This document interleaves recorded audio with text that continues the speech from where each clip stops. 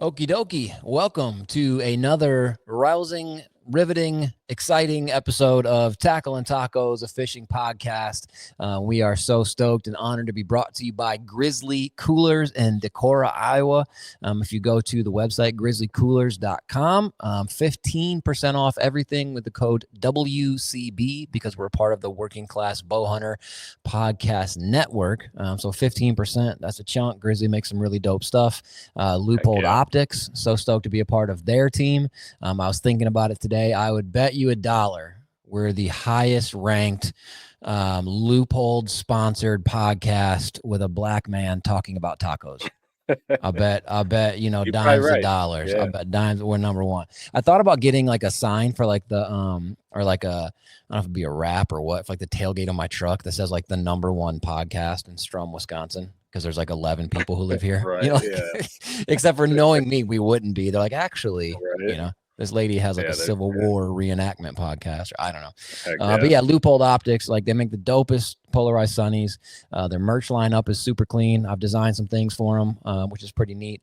Obviously, their scopes, their binos, everything they put out, it's just kind of cool, right? Like no diss to other companies whatsoever.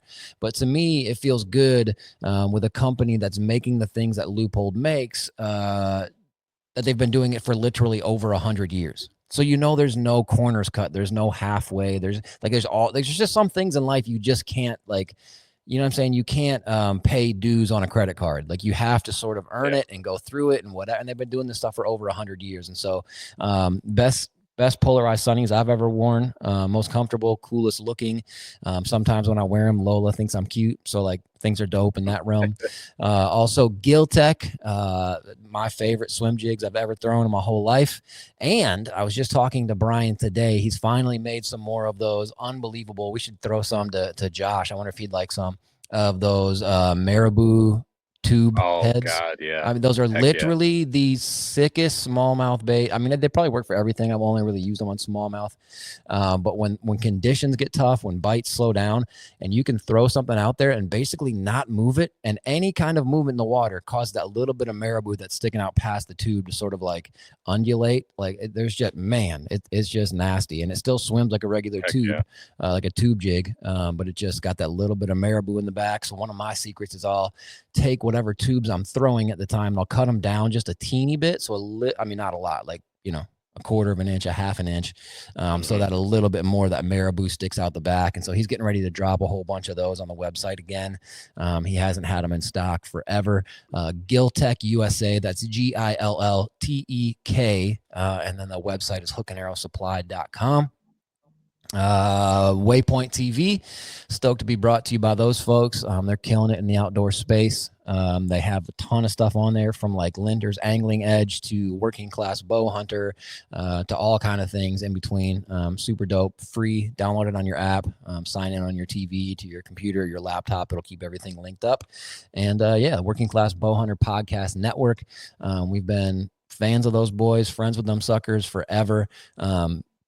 They're killing it. Like they're absolutely killing it. Their podcasts are off the charts. Their sponsorship game is through the roof. And they've been the same dudes from when we all worked together at Gander Mountain 1,000 years ago to where they are now.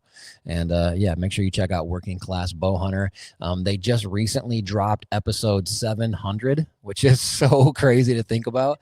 And to mark the occasion, because they're all a bunch of awesome idiots, they made the episode for 700 7 hours long. It's a literal 7-hour-long podcast.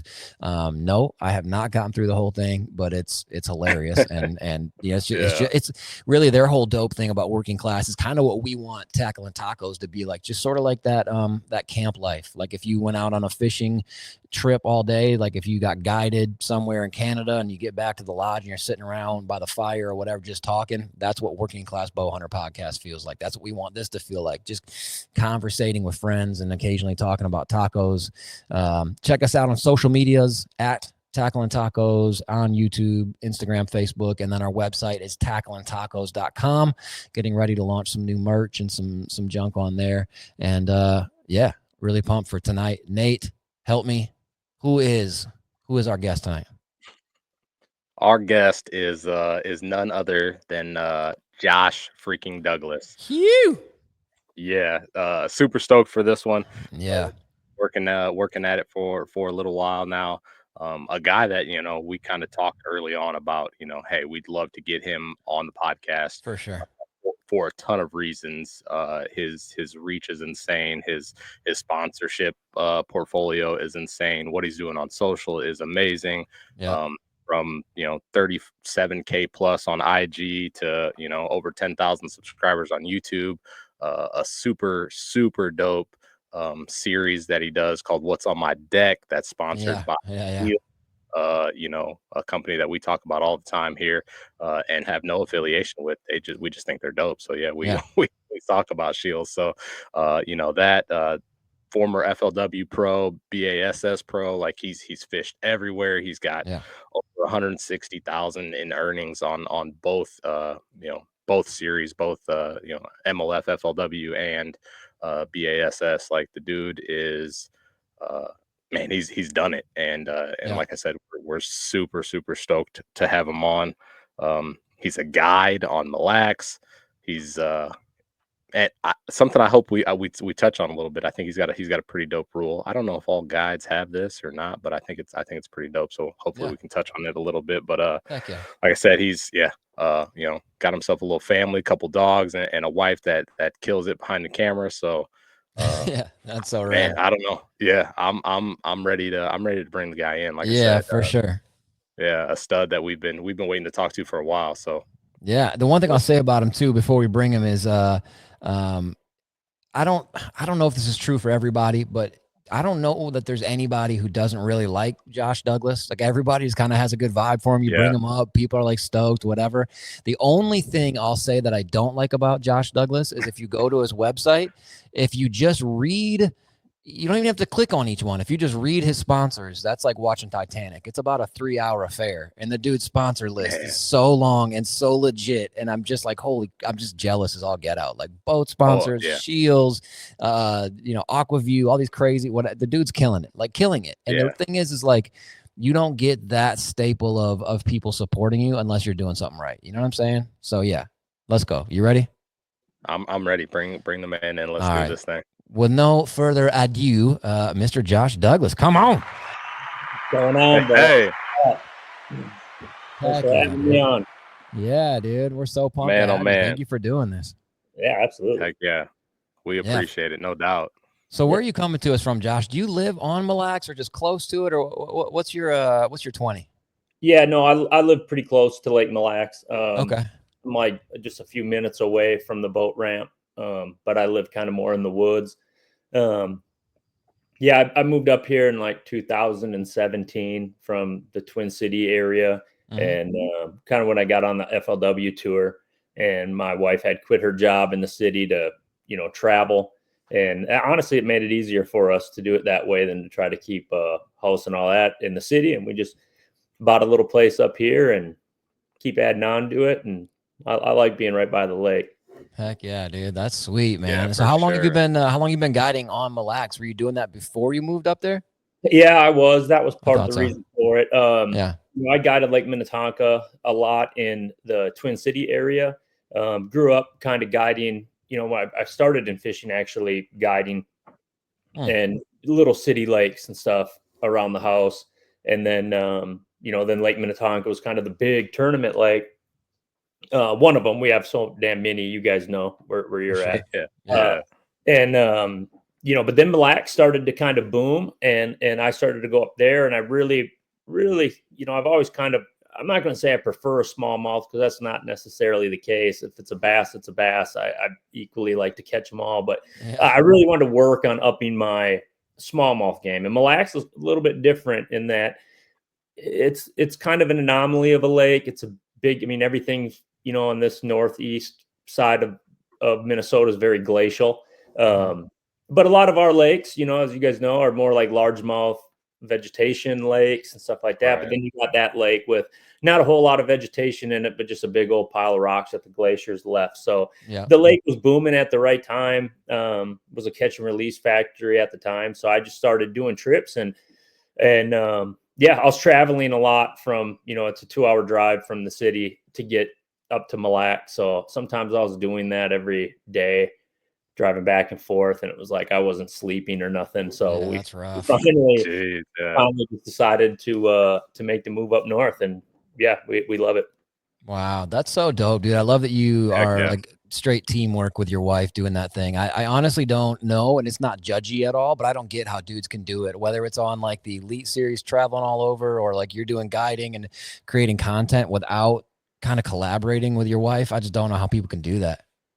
Yeah, it's I'm lucky as Yeah. heck. She didn't want to work in a cubicle. That wasn't what she envisioned for her life either. As Sure. I was a bartender to start, so I just kind of made I actually started in hospitality right out of high school and college and stuff. Kind of did the hospitality route, which I know we'll talk guiding. That kind of got me into the guiding aspect. But yeah, she, it was all organic as heck. Instagram was just kind of getting big. I'm very fortunate that I saw that as a means to promote my business, Josh Douglas Fishing. Of course, sponsors, but it's got to be, the content's got to come and pick up on that kind of stuff early, and just try to always put out some solid, honest, good fishing content. But yeah, Bree just kind of picked up a camera for me. I'm like, man, sponsors are starting to ask for video. This picture stuff ain't working no more. They want video. They want videos. Right. And she just kind of organically, it started with an iPhone and then iMovie, and next thing you know, we're buying Sony cameras and stuff like that to try to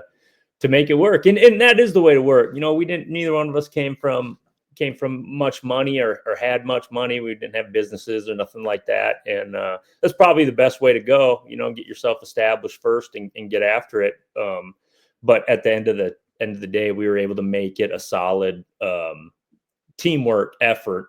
And yeah, it's just kind of held through to today. And, basically since 2000, I think I probably quit bartending in 16. So we're coming up on 10 years pretty soon of running around, and we don't live rich, but we live rich. If you know what I mean, what I mean? I love that. We live it that way. We get to spend a lot of time together. Yeah. And my dogs are always with me and stuff. So it's pretty special. It's really awesome. And it is pretty common now. It's getting to be more common on the Elite Series and the Pro Bass Tour and all that, for anglers to be traveling with their significants and even their kids and stuff like that. What a cool experience and all that.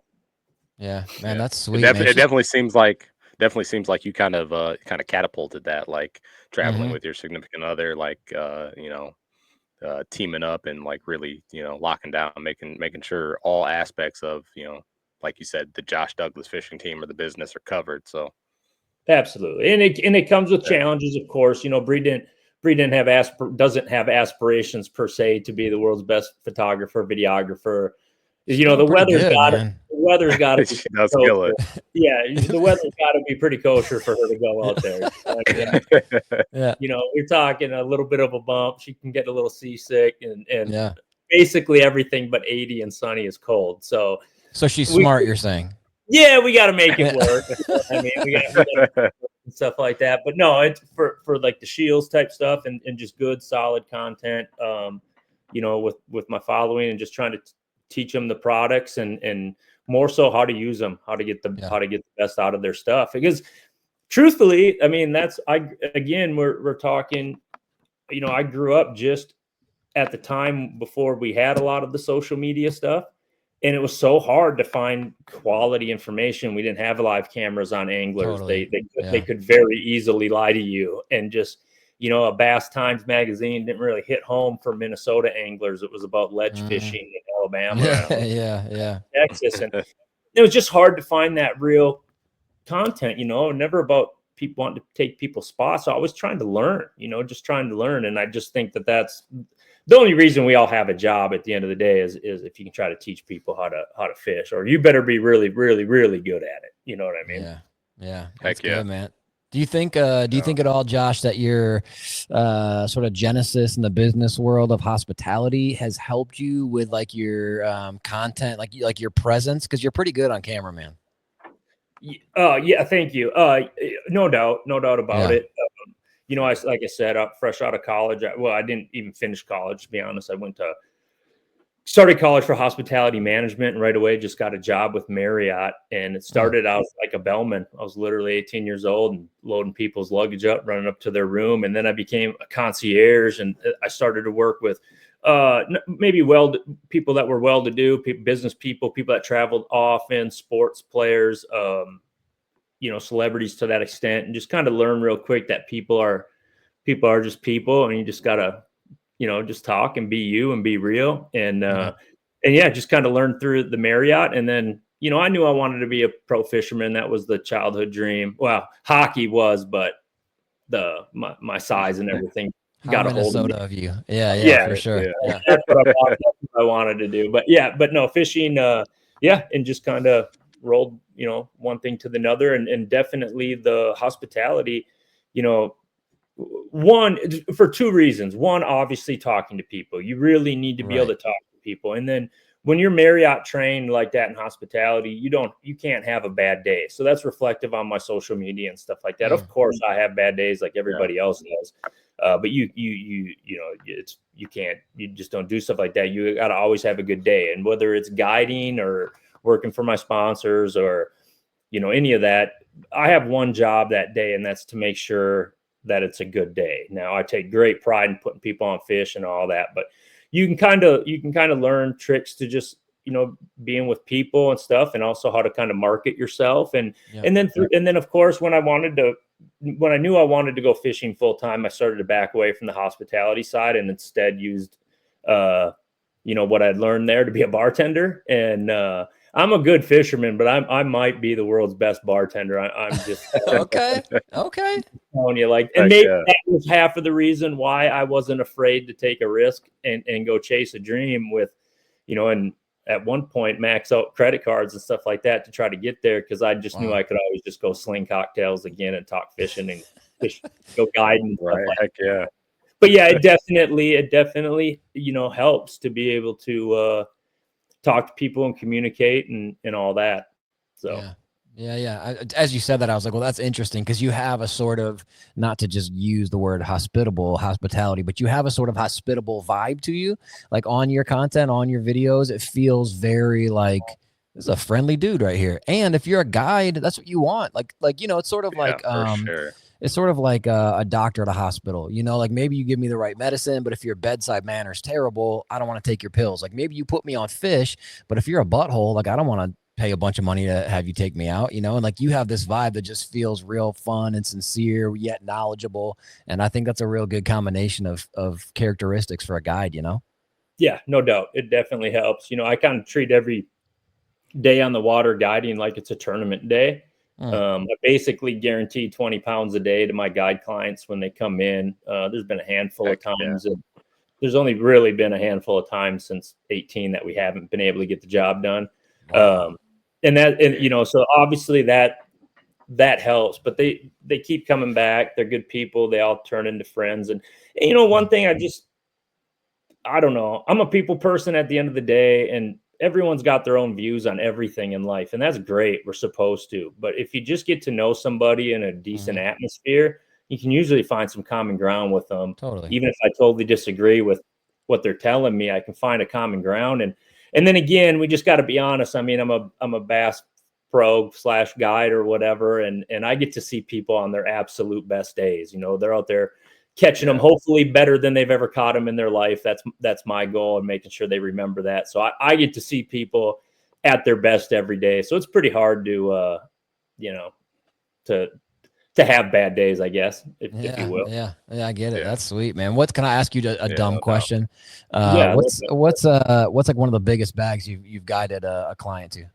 A 28 on Mille Lacs, which is a gigantic bag. I mean, I've heard of guys saying that they've caught 30. I think it's coming. The lake's we got a lot of perch like we haven't had in a long time. The fish aren't so orientated on the crawdad like they were for forever. It's one of your better smallmouth lakes not attached to the Great Lakes. Wow. So, no gold. All brown fish. Golly. Yeah, it was good. It was recent, but this last fall we were, we probably were, if the season's right and things are going good, and even when they're not, we probably average like a 23 pound bag. But, you know, some days it's 20, but that's kind of my deal. So we go out, it's an 8-hour day, meet you at the ramp, pick you up, and then, you know, we head to the ramp, whatever ramp is got the wind right, so we don't die coming back in and stuff. And then, which that's another thing. Being a guide on big water makes you a really good boat driver quick, because nobody likes to get wet, especially if they're paying you $1,000 a day. You can't soak. You can't. Whoops. Yeah. We just kind of go out for 8 hours, and if they're at 19.9 pounds, then I keep them out there until they're over 20. If they're at That's sweet. If they're at 26 pounds and it's 8 hours, then, you know, off we go. I got to regroup and do it again the next day. But I definitely make sure to keep them out there and try to conquer that feat. That's kind of our deal. We always hope everyone gets a 5-pounder at least, and a 20-pound bag for the boat. Golly, that's awesome. So, are you still guiding a bunch nowadays, or not so much? And then you also have like I don't know, I think it's a pretty cool rule with like only out of staters. Like, can you talk about that a little bit too? Yeah, absolutely. Yeah, I mean, I guide as boat as much as I always was, at least for the, you know, fishing. I am fishing the opens and stuff this year. So that takes up a good amount of time. Shields and other sponsors doing their stuff. I just came from the Classic. So yeah, I'd say I'm definitely doing about the same. I usually stack them. I'm a workhorse like that. I usually will stack like a month and a half until I'm dead, and then take a month off and then do it again towards the end of the season. So you know, I'd say I'm probably, it just all depends. And a lot of them too will be like sponsor stuff, or, you know, if I give away a guide trip, or even, you know, just catching up with friends that I owe trips to in the past. So it's basically fishing every day. And then the out of state thing kind of happened. I've guided a long time. I've done a lot of like I'm all for taking a kid fishing and all that kind of stuff. And but the actual, like, I just really wanted to target anglers that were looking for high profile trips, like looking for a high end guide trip. And that maybe comes back to some of my hospitality, bartending, and restaurants. And just, you know, I'm going to roll out the red carpet and make sure everything goes okay from the time you step off the plane to get in your rental car to get out there, make sure your lodging's good. We're going to do everything. And if we can't get out there, we're going to go largemouth fishing somewhere. We're going to make it happen. And occasionally that is the problem on a big lake like Mille Lacs. It's just a big giant bowl. Sometimes you just gotta call it. So, and then of course I was at the start running trips, you know, from people from the city and stuff. And I still see them 7 years later on that same spot all the time that I caught them on, and they were fishing them in May, and now it's August and there hasn't been a bass within a quarter mile of there, you know, whatever. But it's just the way it goes. The biggest thing is Mille Lacs took a hit, has taken a hit. It was notorious for being one of the best walleye lakes in the entire world. Yeah. And in my opinion, it's still phenomenal. I maybe fished it a couple times as a kid when it was good, but I didn't really know what I was doing. It could have been phenomenal, and I wasn't catching them. But once the bass, you know, started to boom on Mille Lacs, at first, a lot of the heat went towards the smallmouth, because the smallmouth were catch and release, and they boomed big time, and they got big. So the natural thing would be to assume that they're killing the walleyes. They found out in mostly that didn't happen. But at the time, the resorts and stuff were really, really hurting. And if I was new to the area, I was new to guiding up there. There's guides that were there before me. You know, I basically just used my social media to get people in. And then that was my way to just help the economy in the area. And by making, you know, when you come out, you got to rent a cabin, you know, you're spending money in the community. You're spending money around the lake, instead of just people driving up from Minneapolis for the day, spending their money in the city before they come up, buying their lunch and stuff there, and then heading right back. I don't know. And then again, I don't have all the days of the summer to be able to accommodate everybody. And so it just was a kind of an easier thing for me to just focus on high-end guide trips. And, you know, people that are looking to go fishing with Josh Douglas on Lake Mille Lacs, those were the clientele I'm looking for, not necessarily the, you know, people that are just up there on the weekend having a tough time fishing. Just because I know at this point in my life, I just don't have the time. I got to kind of schedule it out in advance. So them out of state trips just make a lot of sense. And truthfully, lastly, it puts an immense amount of pressure on me to perform. I believe it. Sure. Yeah. Paying me $1,000 a day to be there. They had to fly in. They had to rent a car. They had to drive up there, get the cabin. They're eating there. They're taking time away from their family or whatever. And we all know how hard it can be sometimes to get a permission just to go on a fun fishing trip. So, it's a lot of responsibility. And honestly, I noticed when I switched over and started doing that in like 18, I think is when I started doing that.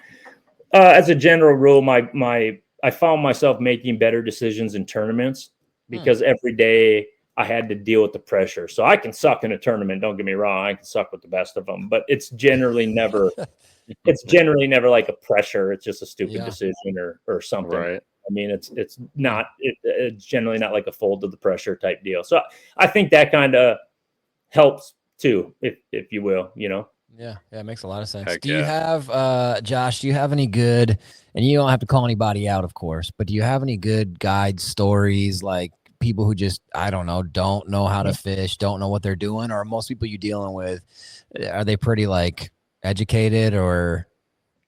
Yeah, I don't like, because again, here's the deal. I'm not advertising my guide service anywhere besides just my social media and just showing up to do. That usually prompts somebody to reach out. So most of these people by far are knowing who I am going into it and looking for that experience. A lot of times they know their way around a rod and reel. Yeah, I don't think you're going to pay that kind of money and drive or fly or whatever you got to do to get here just to not. But I will tell you, I can make miracles work and have made miracles work. Okay. Forward sonar and a spin rod, I can get through anything. You know what I mean? Yeah, Heck yeah. for sure. And so I assume, right? Like we don't have to keep on talking about the guiding thing, but I am intrigued by it. I think it's cool. But I assume because you are still a Loomis Shimano guy, yeah? Yeah, absolutely. And so are you providing all the tackle? Yeah. No, everything's you're good. I get people that are serious into it and they maybe want to bring it or they're driving out or whatever if they want to bring it, but it doesn't happen too often. You know, a lot of people want to, because of what's on my deck and stuff that I do on YouTube, and you just get a lot of people want to check out the equipment and use it. And so no, I have a full rod and reel, full guide stuff that it's always ready to go for my guide client. Every night I redo all the FG knots, new line, all you got to, and then making all that good. So again, it all comes back to tournament fishing. Really, I want to learn how to do I want to learn how to do an FG knot in under a minute, and you start guiding people that break off on zebra mussels on every other cast. You're gonna learn how to do an FG knot pretty quick, So all right, Josh. So so two things. One, I remember a long time ago, if you remember back in the day when Zona was Loomis Shimano, like the Zona's awesome fishing show. Yeah. And I remember another Minnesota legend like you, but in a little bit different sport, when he had Randy Moss on his Zona's awesome fishing show. And they're fishing. I think they're fishing tubes or something for smallies. And he's like, here, I got so, and he hands Randy Moss like a NRX and a Stella. And I'm like, good Lord. Like he hands him this like absurd, like just unbelievably dope combo, whatever. But anywho, what I was going to ask is I like how you said the thing about I don't know if you want to call it decision making or changing plans or whatever. How I guess it's different, but it's not, from guiding to fishing derbies. Like, do you have a ton of spots? Are you always researching spots? I guess what I'm trying to say is, do you have a game plan like A, B, C spot? And if A doesn't work, I go to B. If that doesn't work, I go to C. And do you have just like 50 spots on Mille Lacs you can kind of explore? Or does that make sense? Like, because you do that with a tournament, like when you pre-fish, I'm going to start here, then I'm going to go there, I'm going to try and do this, and at this time I'll be here. Is it similar guiding? No, I mean, no doubt. I attack the lake just like I do if I was fishing a tournament on it that day. But within reason, I'm going to I'll manage the lake a lot, as far as like watching what the wind's going to be for the coming days and trips coming to make sure that I'm not just beating up a spot on a calm day that I might need in a day, a couple of days. But Mille Lacs is odd in that it's essentially featureless when you're looking at it. Looks like a big bowl, but then there are major it's either mud or rock, and not a whole heck of a lot in between. There's definitely sand as a buffer in between those, and not a ton of vegetation. So you find new things every day out there. And truthfully, I'm a fishing junkie, man. My if I have a day off, you'd think I'd be sitting around the house, but I'm out idling on the lake. I'm I love that. idler. I'm bumping jams, and I'm just idling. Not only have a rod on my deck, I'm pretty know what I'm looking for. And then at the same time, you got to stay with the trends. I've watched mille lacs change now, and 10 years essentially I've fished it. I've watched it change kind of 3 times now, and how it wants to fish, and what the fish are acting like, and how they respond to the pressure and all that. But lucky for me, and in that situation, why I'd love to get a big tournament out there. I know how much stress comes with that, and you can run so many different spots. But it's just when you know a home lake, when you understand it and you spend that much time on it, it's a feel thing every time about where I'm going. And then it's on a big lake like Mille Lacs. We can catch 26 pounds and then not be able to make a cast in that side of the lake for 4 or 5 days. Wow. So it's just a matter of going, but you can't force it. Of course, you can go over there and try, but if your trolling motor's coming out of the water and the water's getting all dirty and all that, you're just going to catch the 5 and 6 pounders that you need regularly enough. So my rule of thumb when I'm fishing big lakes like that, and I tend to do better on bigger lakes, is just fish what the lake is going to give you that day, and then let the smallmouth tell you what their mood is. But it's just a big old lake, and that's a big deal about it, is just trying to manage the lake, what's good, and then just the seasons, trying to manage schools a little bit and spots like that. And then you ask, like, do I have 10 spots or 50 spots? I truly probably have 600 spots, 700 spots. Oh, I'm sure. I just meant like on a daily basis. That's with that day's plan or whatever. Yeah. Okay. I got you. Yep. And so with that, no, I treat it like a tournament every day. I'm trying to get them as much weight as they possibly can. That's cool. We're trying to jack them up. They catch a 6 pounder. Well, then let's try to catch a 6.5. And we're just going to roll with the lake every day. I don't believe in saving gas. I burn the hell out of gas on that lake. If it's calm, and my guide clients know, if it's calm, I'm not saving dollars. I'm running them in a full circle, and then we're running it all the way back.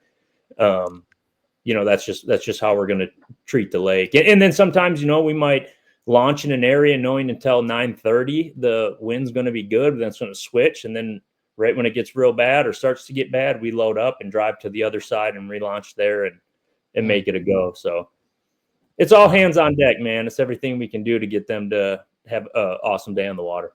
I love that. Heck dude. yeah, that's sick. So can you tie a FG in the wind and hard wind, Josh? Yeah. Oh, dude, I hate tying FG knots so much in general. I wish I had a third arm or something, but what'd you say? And I'll burn the tag end out there in the wind too. Yeah, really? Okay. Oh, yeah, dude, I remember watching a fighter video one time. He was doing an FG knot. I think he used his foot or something.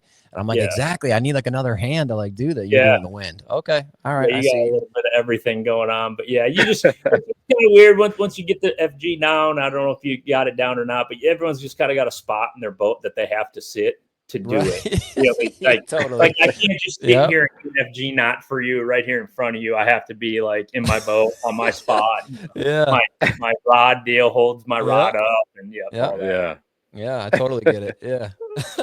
Yeah, that's awesome.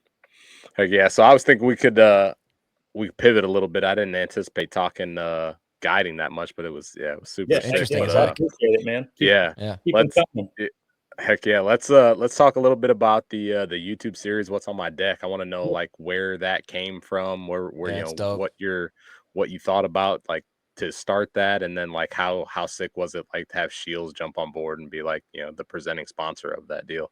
Yeah, I mean that's kind of a no-brainer, the Shields part at the end. I mean, I've been with them since 2018, and it's just something that kind of organically grew. I started it in 2020.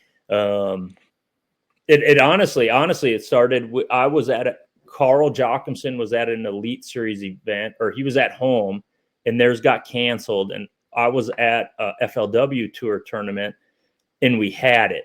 And right when we had the tournament, then like March Madness and everything got canceled, and it just the whole world got flipped upside down and got crazy.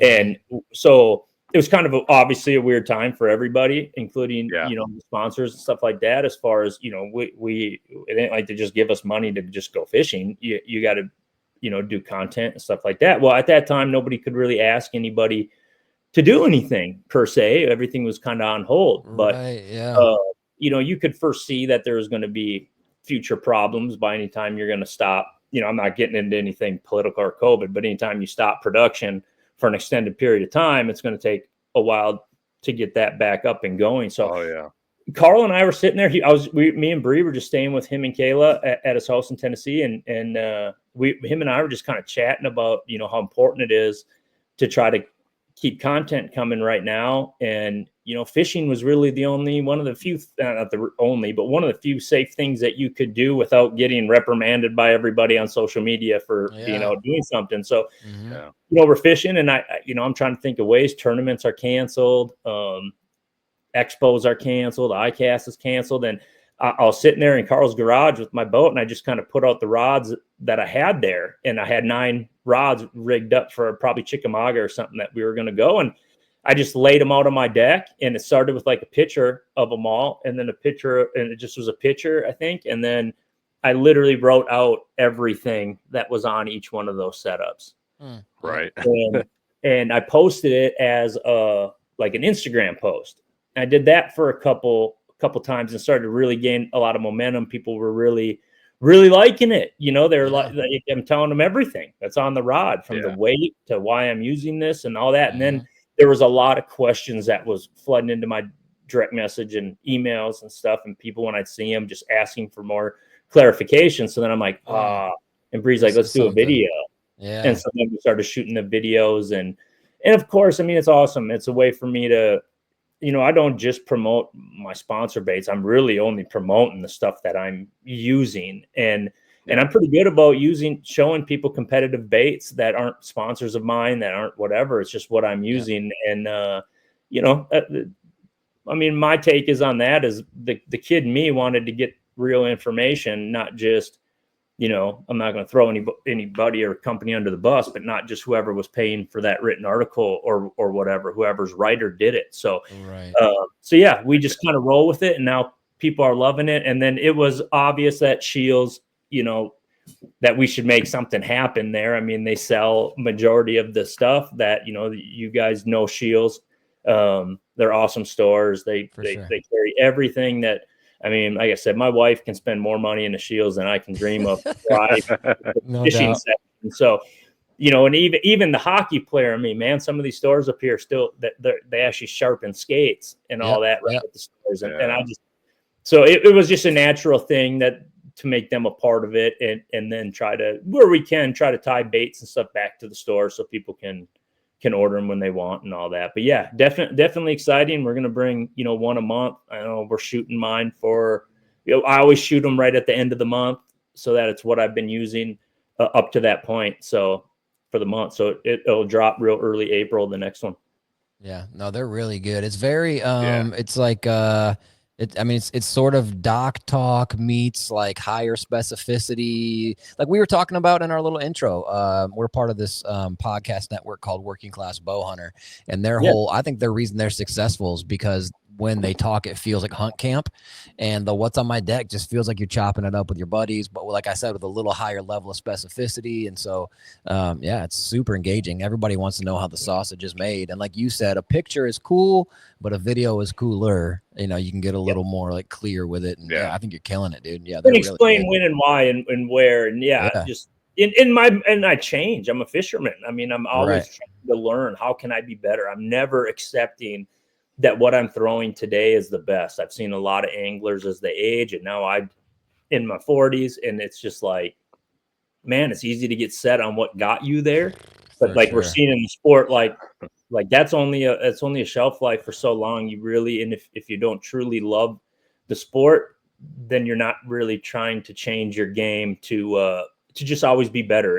If I mean, I shouldn't say that. If you can truly love the sport to whatever level, but if you're always trying to be a better competitive angler, then yeah, you really got to stake up with the time. So I changed my mind. I try things and I tell people I'm trying that. This might change, or I know I was throwing this rod before. Now I'm like this, but at the end of the day, your guys is, tackle and tacos tackle. Yeah, those two of my favorite things. So tackle is like one of my favorite things. Like I don't come off, dude. I collect them. You know what I mean? Like hard is my deal. So for me, it's really super easy to talk about it because I'm just talking fishing, man. It's if you told me to talk about world politics or something, I'd stutter over myself. I have no idea. It wouldn't probably be natural on camera. But when we get to talking about something I like fishing or sports or something, then you ain't gonna get me to shut up.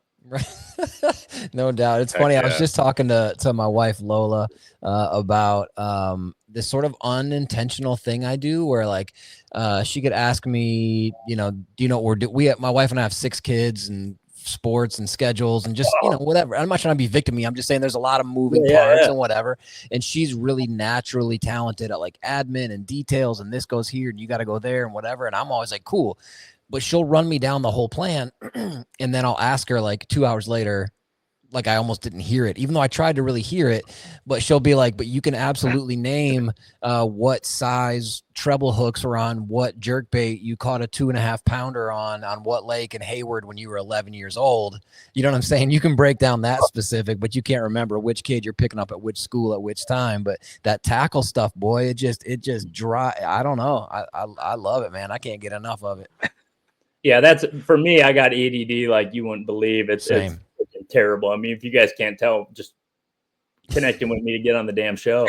I'm just ADD, and we did recently went through a death in the family. So Bree had been traveling with me for a little bit, and then I really feel lost because then I'm like, I don't even know what the hell I'm doing. Yeah, I'm the same way. I don't know. She's an angel for that. She keeps all me I'm. She reminds me I got these podcasts and all this kind of stuff going on because I'm just always thinking and jumping all over the place. So you say it's a couple hours. She'd probably tell you it's 20 seconds after she told me something. I'm already. Yeah. Well, that's what a good wife does for you. It doesn't make you feel like an idiot, but compliments kind of some of the weaknesses, holds you up a little bit. But yeah, man, Shields is really legit. And to your point too, I used to work at Shields in the service department. We'd sharpen skates, we'd heat mold, that's cool. Hockey skates and all that kind of junk. I worked at the same Shields that Schlopper came up at where he worked and whatever. Yeah, in Eau Claire. Yeah. That's a good store. It's a great store, good people just across the board, man. And they take care of their employees. And I think a lot of people don't realize that, like you said about your wife can go in there and spend some moolah. All my kids, whether they're into the outdoors or not, there's stick and ball sports to legit. This might sound funny, but it's not. They have a super good fashion vibe for cool clothes, cool shoes, all kinds of barbecue stuff. Boy, they sell Yoder smokers, which are the dopest machines on earth. I wish I had Yoder smoker money. Me too. Right. Yeah, they're just a cool spot, dude. It's easy to go in there and just sort of look around whoa, there's really not a lot you can't get there. So yeah, Shields is super great. Well, let's shift gears if that's okay. We have this goofy game we play called One of Your Favorites, where basically it's sort of like one of your favorite and we just throw in something random. It was supposed to be rapid fire when we first came up with it, like one of your favorite crankbaits, one of your favorite tacos, one of your favorite pairs of shoes, I don't know, whatever, just random things. But we always end up asking more questions after each one, so it's not that rapid fire. But let's do that. And then if you're cool with it, Josh, I kind of want to hear a little bit about your background. Where fishing really got a hold of you. After that, if that's cool with you. So let's run that real quick. One of your favorites. All right, Mr. Douglas, give me one of your favorite places to eat if you're on the road. One of my favorite places to eat when I'm on the road would have to be probably Chipotle. Oh, I'm more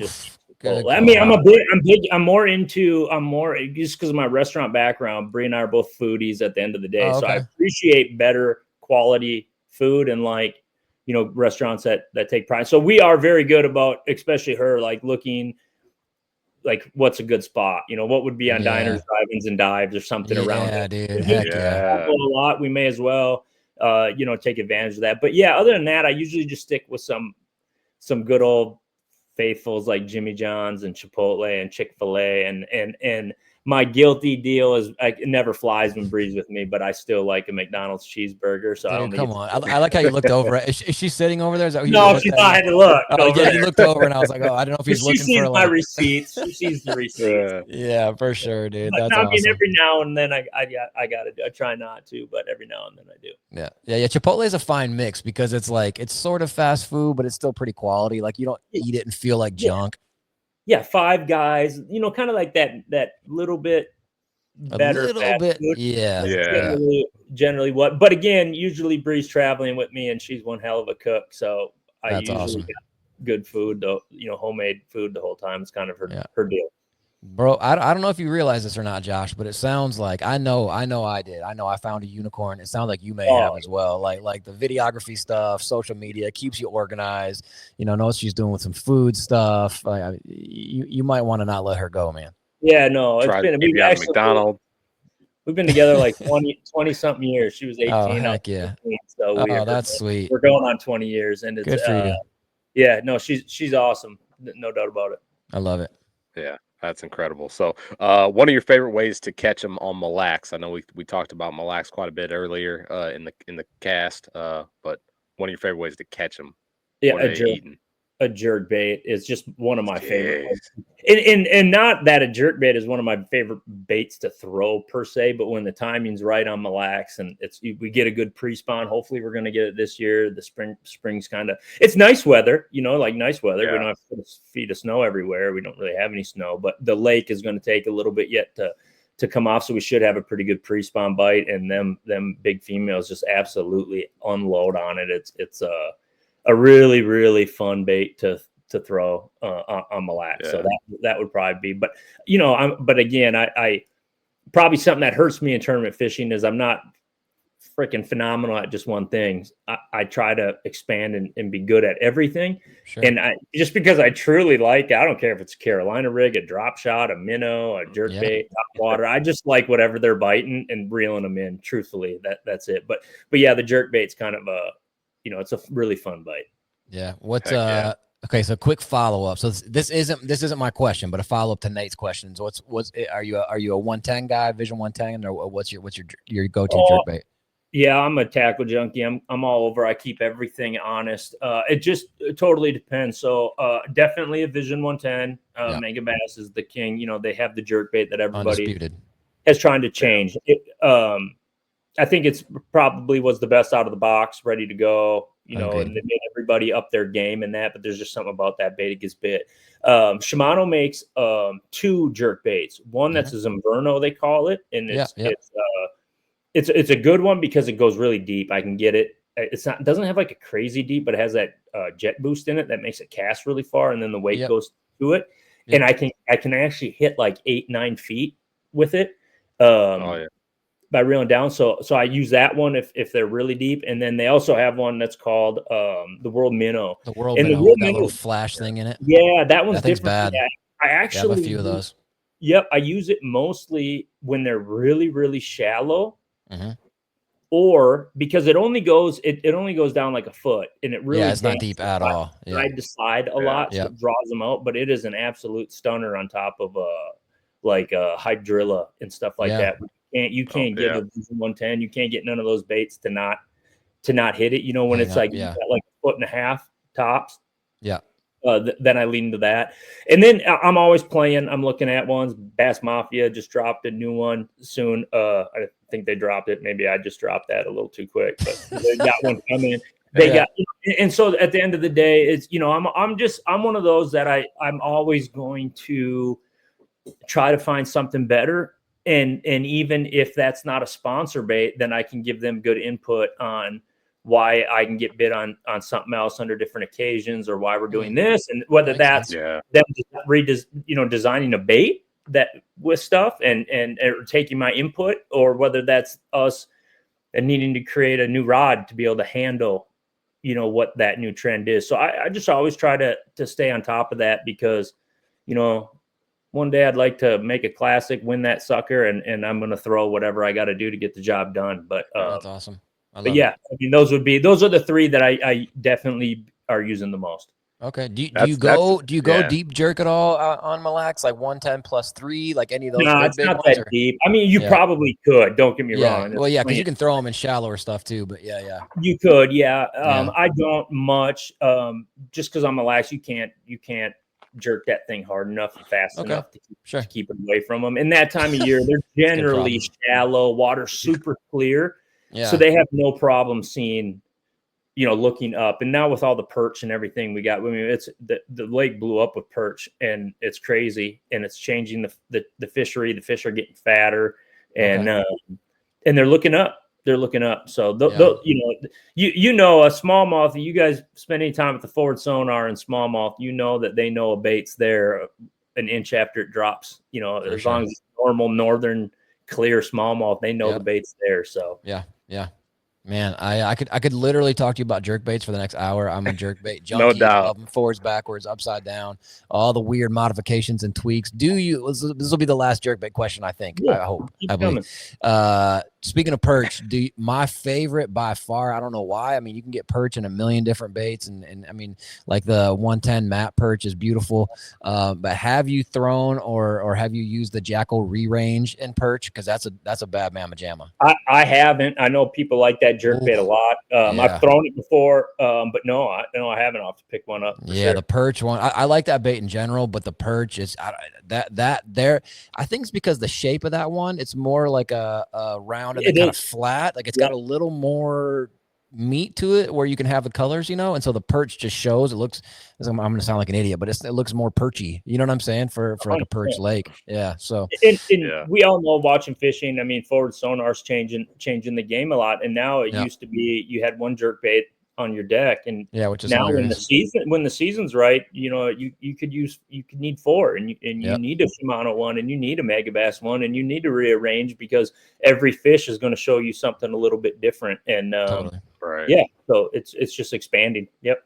Yeah, and it's so fun. All right, so kind of a follow up to Nate's question, but what's one of your favorite baits to throw? Not necessarily pre-spawn, or are they on top of each other where you are, but at ice out?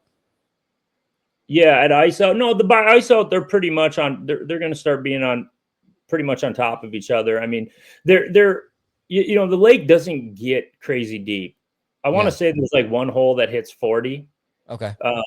But you really don't catch much out past 25 feet. And even that's getting to be, late fall, right before the ice comes in. Mm-hmm. Generally, the lake, the fish know what's going on. And so they're right there. And a lot of it's just going to depend with the water clarity. If we're getting a lot of the bog and we have a lot of bogs around here and stuff like that, and little creeks, if that's flowing in dirty or tannic water, that could change it. Or if the ice has been out a little bit and, of course, a tube. I love throwing tubes and Ned rigs and anything like that. Pinging a minnow is really fun. But yeah, I try to want to power fish them on Mille Lacs when the bite is good, and then really finesse them when the bite is not so good, and try to individualize it. Try to go after fish. Yeah, but usually pre-spawn, and then. They're going to be in big groups pre-spawn. They're going to be in big groups. Well, they're spawning because they're just going to be all over and wherever it is that they spawn on. And then they're going to break up post-spawn. And that's when, you got ones that are still spawning, some that are going to stay shallow. But mainly they're going to start chasing mayflies. And then that gets weird. And I mean, I love it. I've learned how to attack them during that. But they're not sitting on anything at all. So you need conditions to be right. You just need to know the lake where the wind's going to blow. But then, come summer, they'll start to get out deeper and all that kind of stuff and start to school up again. Big time crawdad lake, a lot of rusty crawdads in the lake. That's an invasive. They're big, they're orange, they're bright. So, that's why I like Keith Combs won here, throwing like a Rayburn red football jig years ago, stuff like that. They're targeting those. So if it's just, I would say it depends on the time of year, but I got a lot of little tricks up my sleeve, but usually pre-spawn and stuff, you can just pull up on schools and work those schools and then keep moving. Where they want to pre-spawn and sit before they're going to pull up. You can really, really get after them. And then, like I said, more middle of the year, then you're talking about looking around for one fish, really turn into that forward sonar and stuff and trying to make them bite. Yep. Okay. Yeah, that's awesome. Heck yeah. What's one of your favorite underrated Z-Man products? Underrated Z-Man products. Man, I'm learning so much stuff that I hadn't thrown. Now I'm with Z-Man. This year is my first year with Yeah, them. it's new for you, right? Yeah. Well, yeah, I mean, it's not new for me. I've used their baits, But I mean, a as lot. far as being, yeah. But yeah, now I'm experimenting with different stuff. Man, a jackhammer. And I know, I'm just kidding. Most underrated bait is for me, and that line is honestly probably I'm a big fan of the zinker, and not a lot of people throw it, but it sinks fast, and I like that. Certain times of year, you know, I'd throw a Yamamoto at the best of them in the spring or something when you really want that buoyancy. But you know, I'll throw a wacky Cinco at a fish in 20 feet. I don't care, and wait for it to get to him. So I do like that zinker will get down there a little bit smart. quicker, because I'm guessing it's the salt or something that they had to add into that to make it do that. And then I was just talking to them about this. They have a little product called the rattlesnaker. So I'm a big Nico rig guy. I love throwing Nico rigs. And if you've ever worked with a Laztech, it's great stuff, but you can't like thread in stuff. It's like self-healing. It's crazy.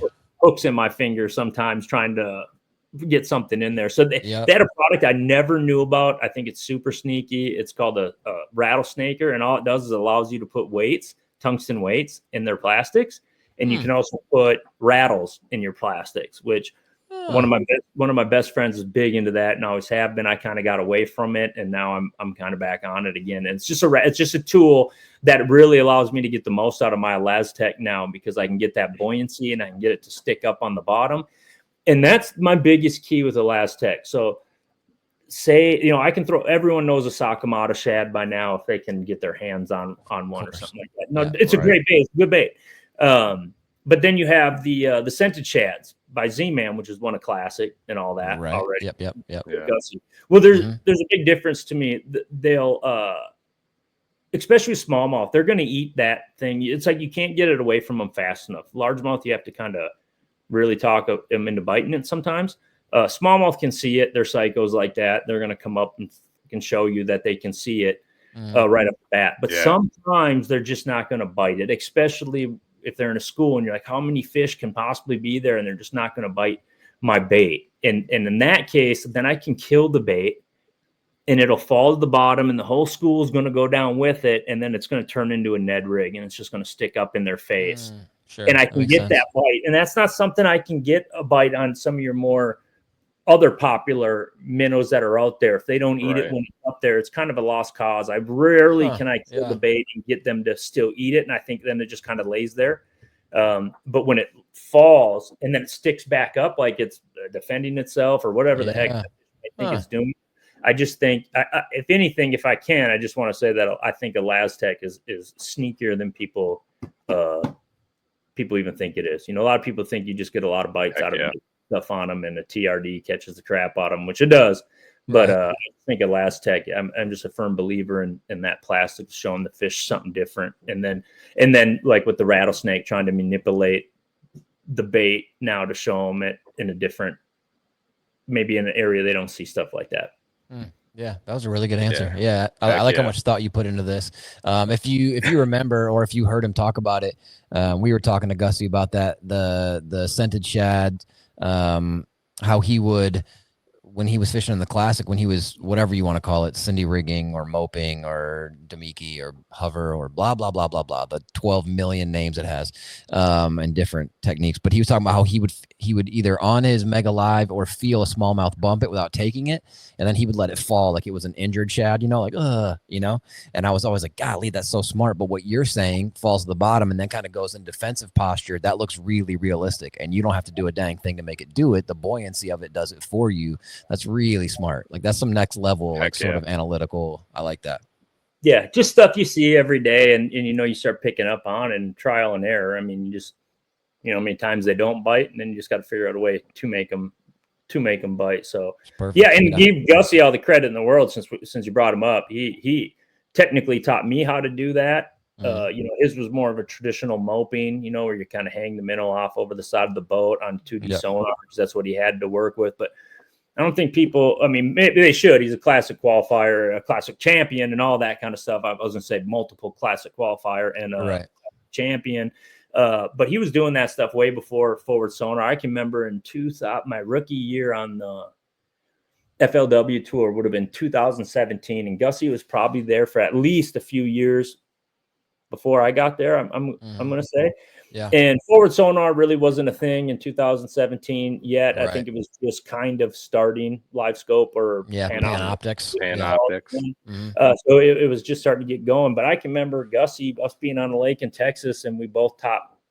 I remember, as a matter of fact, let me reiterate this. It was my very first tournament was at Guntersville in the FLW tour. And, you got mad nerves going into it. Do I belong here? I blanked on day one on Guntersville on a very tough fishery then, but blanked, and I caught 1 4-pounder day 2 and took not last, but I was in the bottom 20 guys for sure.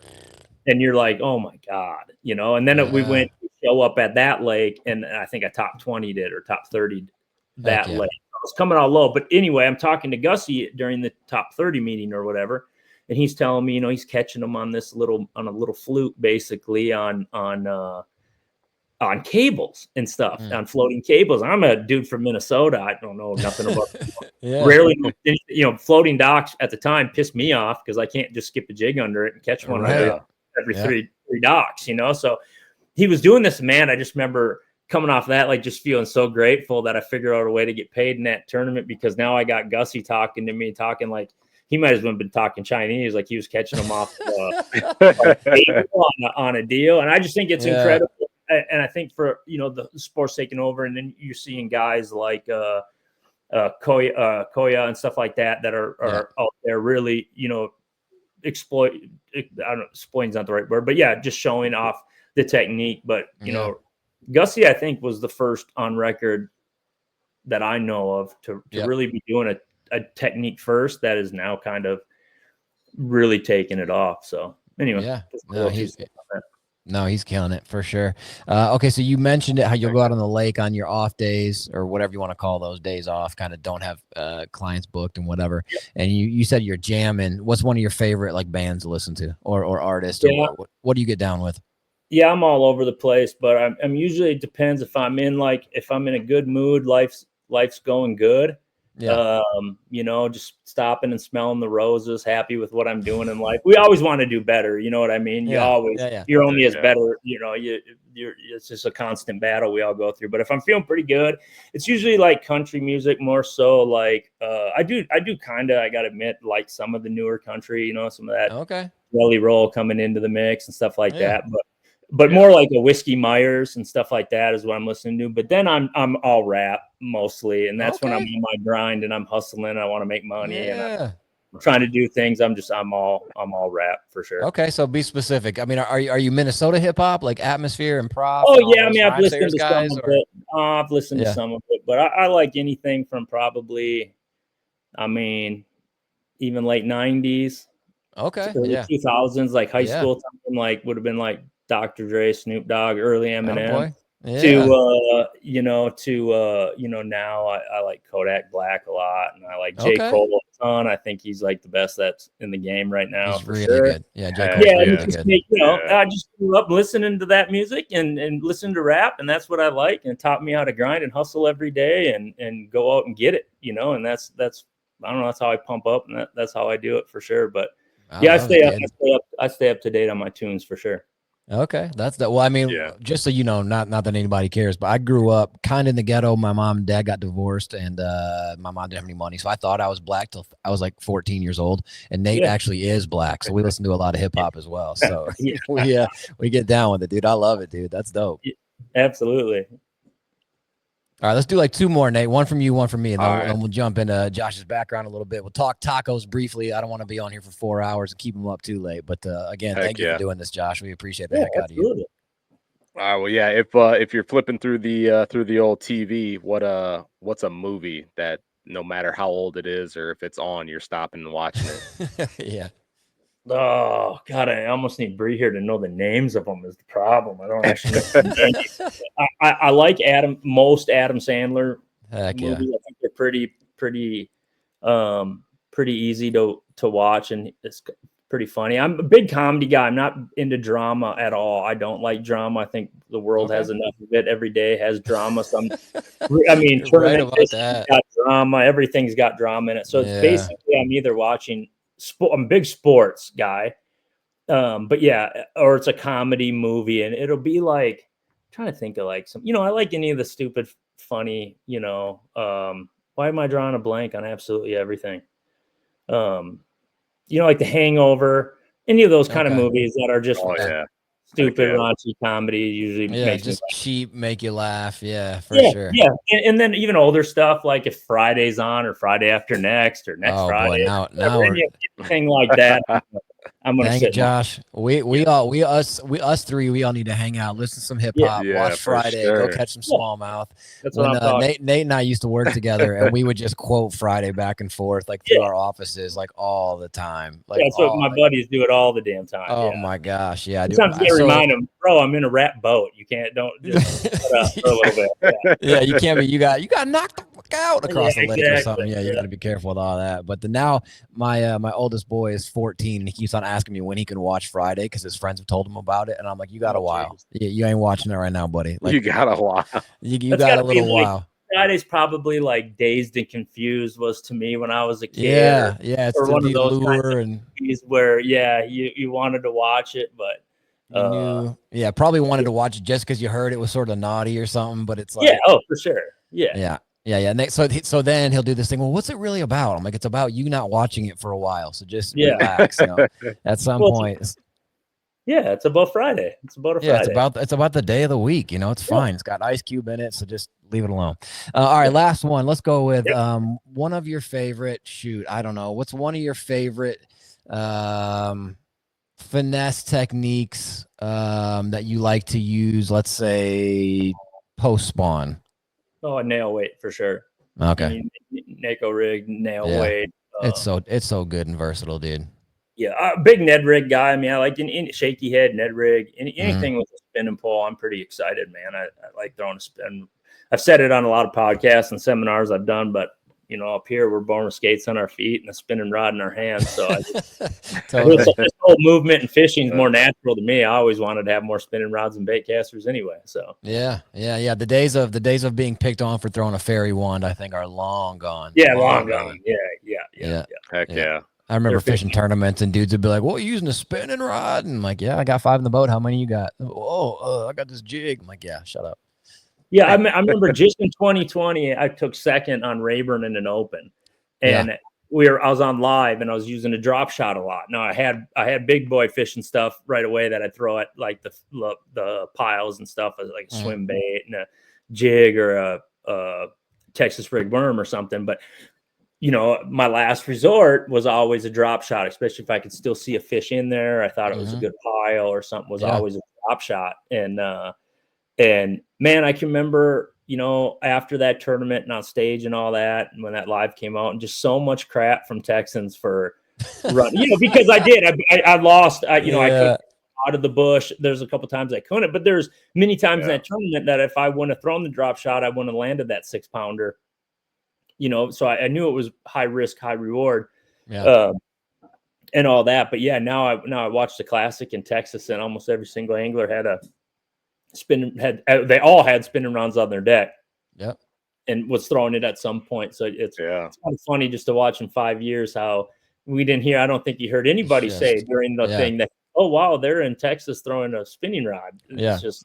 You would have heard that 5 years ago for sure. Yeah, you got Hackney throwing spinning rods, and it's wild. Yeah. I can't say I love it, but at the same time, it's just the way the sport's changing. Yeah, man, that last hook set that Fothergill put on that 8-pounder. First off, he stepped back on the dang thing like he was flipping a jig on that spin. I mean, he Like he laid into that thing. Zzz, drag starts going. That was such an awesome moment. Oh, but I'm sure he wanted that fish really, really, really bad when it I bit. bet he Oh, did. yeah. Man, I wanted him to get that. I was watching it on live, like, because he was doing that praying mantis, holding the rod thing up, trying to get it over the side of the boat, and it wasn't there yet. And then he kind of then go back, and yeah, that was a pretty cool He moment lost for the a big dude. one earlier that day, so I'm sure he's fighting Yeah. that too, trying to just get it in the boat. Oh, But yeah, Golly. Yeah. Minnesota represent, right? That was awesome. yeah, dude, Easton's a great kid, a phenomenal fisherman. I've gotten the pleasure of fishing with him now a few times. Okay. Yeah, he came out of, I don't want to say he came out of nowhere. He's from pretty far up north, even further than I am. He's probably an hour and a half north up there by Grand Rapids and Pokegama. Right. Yep.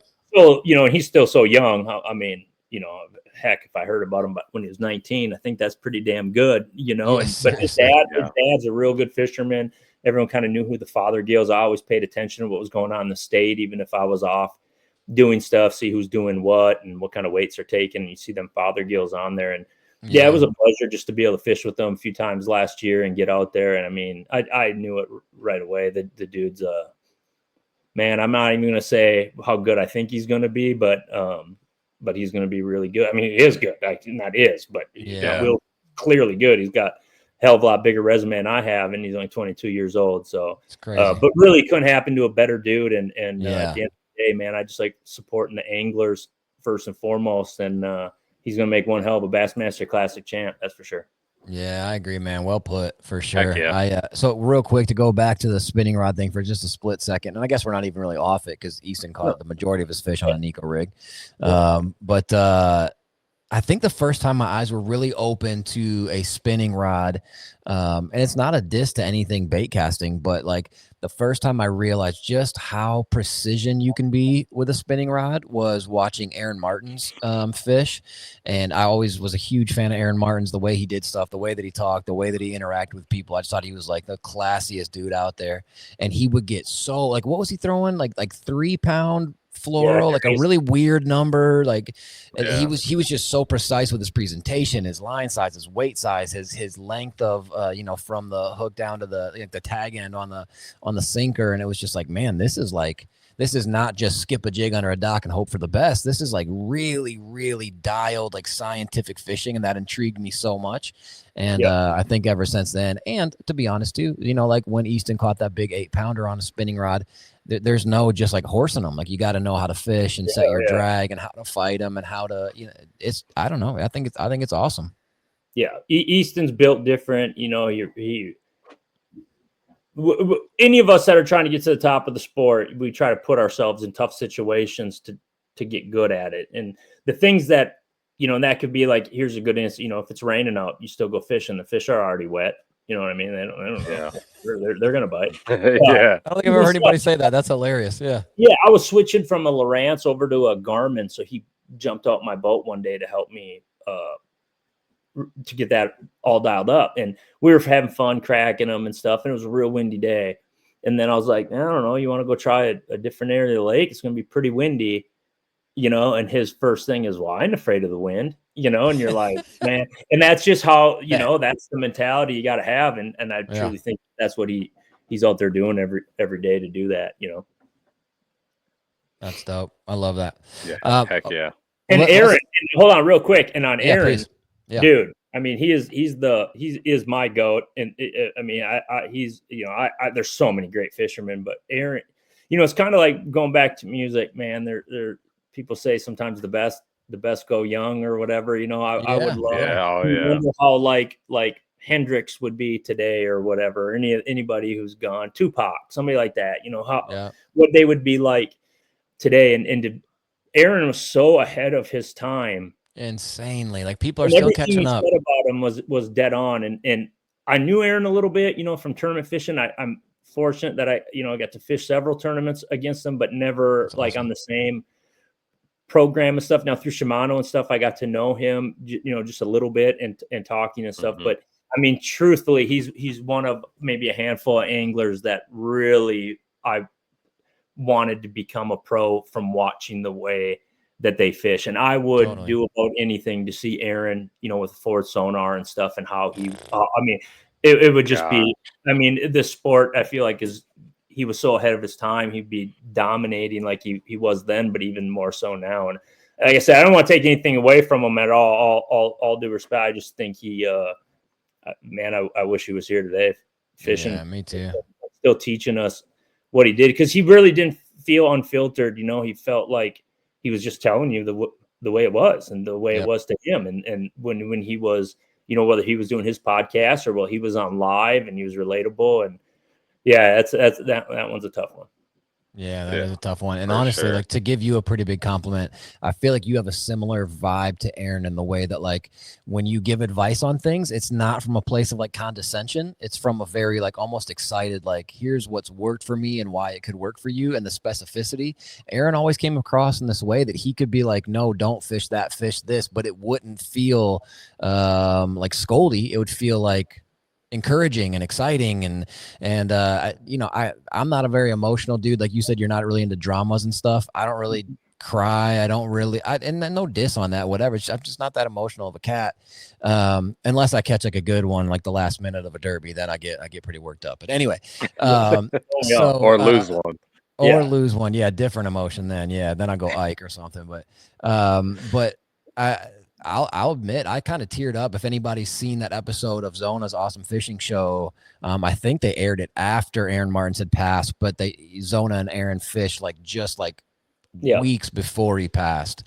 And it was, golly, it was so honest and raw and emotional. Zona's crying and Aaron's just smiling ear to ear, and you could tell that he had kind of lost a step, or may not lost a step, but he wasn't his full self. And oh my gosh, like that was like beautiful and yet hard to watch. And yeah, I think he was so far ahead of his time in terms of organization, precision, like the science, the analyzing.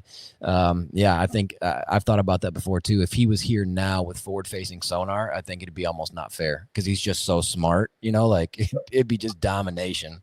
I think so. No doubt about it. I really do. And yeah, he was an awesome fisherman. He was, like you said, ahead of his times. He was the spinnerbait goat. The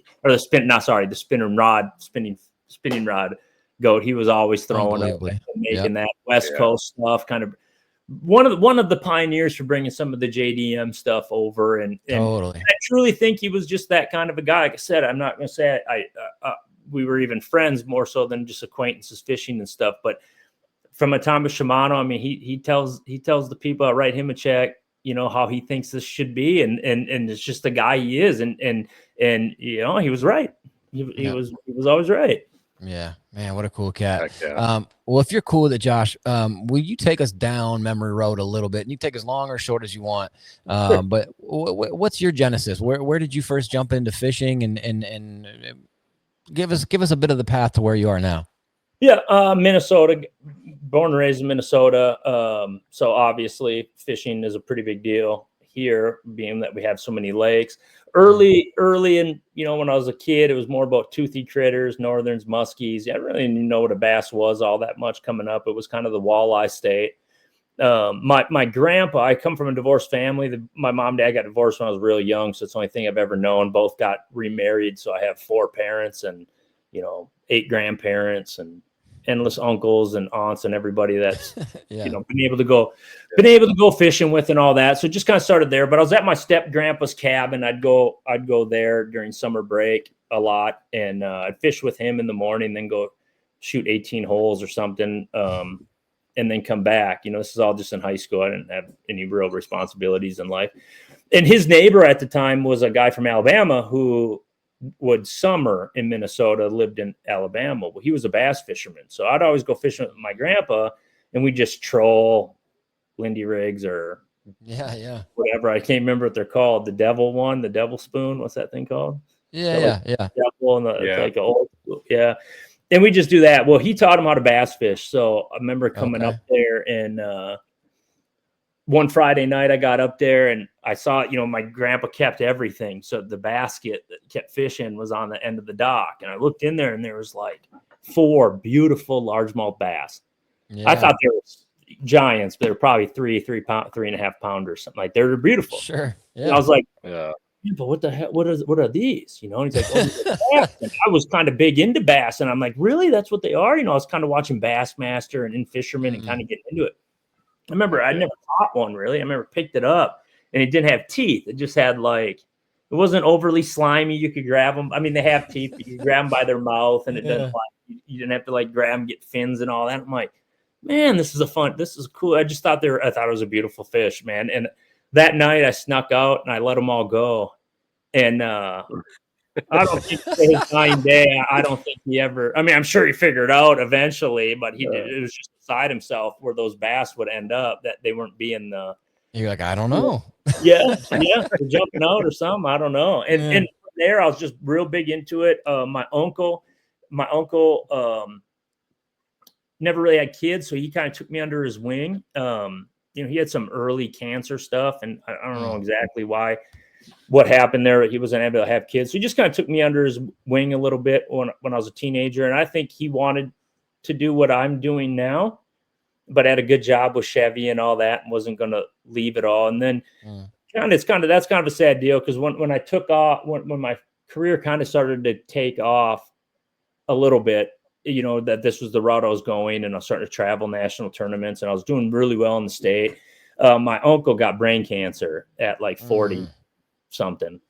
And obviously, in the end, that took him. So that was kind of a tough deal. And going back to the Aaron Martins thing, that makes it even extra hard to talk about, because it kind of brings one person that I really, truly wish was still here around, my Uncle Jeff. But, still he'd take me on trips up north and stuff. And bass is what I want to fish for. Nobody else did. Everyone wanted walleye and stuff. So he'd take me bass fishing. And from there, man, that's what I wanted to do. I mean, I think my high school senior thesis, or whatever the hell it is, you got to write like a project was all on how to be a pro fisherman and what I was going to do with my life, like that. And there, so it just kind of, and then reality hit out of high school. I didn't have a boat. I didn't have nothing. So I started hospitality management, bartending, met Bree. And part of my deal with her is we dated a few years. I'm like, look, we're going to buy our first house, but then I'm getting a bass boat. And then she was like, deal. And that's cool. Good woman. Then I jumped right away. My first year, I had a little 17-foot Ranger. I jumped in the Gopher Bass Masters, which is a Bass Federation club here in Minnesota, still going strong. And that really was what catapulted me. We had a lot of really good fishermen during my time that were there, that were really tearing it up at the state level. And that's no small feat. We got a lot of good fishermen pumping out of Minnesota right now. So yeah, a lot, just kind of went through that route. And then I don't know, man, I just would win money in a tournament and then throw it at an open, or just kept trying to push it forward, guiding and all that. And then at one point, Bree and I moved to Tennessee. I wanted to learn how to fish the Tennessee River and stuff. I was finding that I was getting my ass kicked on some of those reservoirs during different times of year when they weren't shallow or they weren't predictable stuff. We don't have shad here. We don't have river systems like that, but not impoundment like that. So moved there for a couple years, then moved back up north, and kind of started fishing full time, and moved up to Mille Lacs. And yeah, the guiding thing, I fished, FLW Tour 17, 18. I technically made the cut, but then I got disqualified because I had a wrong fishing license in Canadian water on the last tournament. So that's just one of those, you got to kind of take it right on the chin. And then the next year I came back and made, finished in the top 20 in the points, made the Forest Wood Cup, top 10 in the Forest Wood Cup. Then bass fishing got real weird. We, MLF and the split and all that stuff was happening, and I was kind of just coming into my career at that time. So it's kind of an awkward time to be at FLW and MLF. And I did make the switch over to the MLF pro circuit there for a couple of years. And I mean, I sit and talk bad about MLF just at the time, I mean, their top tour is the Bass Pro Tour or whatever, Pro Bass Tour, and the catch all you can catch and format and all that wasn't something that I grew up. That wasn't what got me. You know what I mean? That wasn't what got my go. That was, it just wasn't what I wanted, but I always wanted to be an Elite Series angler. I will say that I had no problem in 19 walking off that stage, spending my career in the FLW tour at the time. I grew up, looking up to all those anglers too, as I did at the elites. FLW at one time was extremely competitive. I was watching Brian Thrift hold up a trophy at that tournament that I just top 10, and he's one of the best ever. But things just change, and oddly enough, I remember talking to my sponsors and just saying, I think I'm going to go back to the opens if everyone's all right with that, and just try to qualify for the elite series.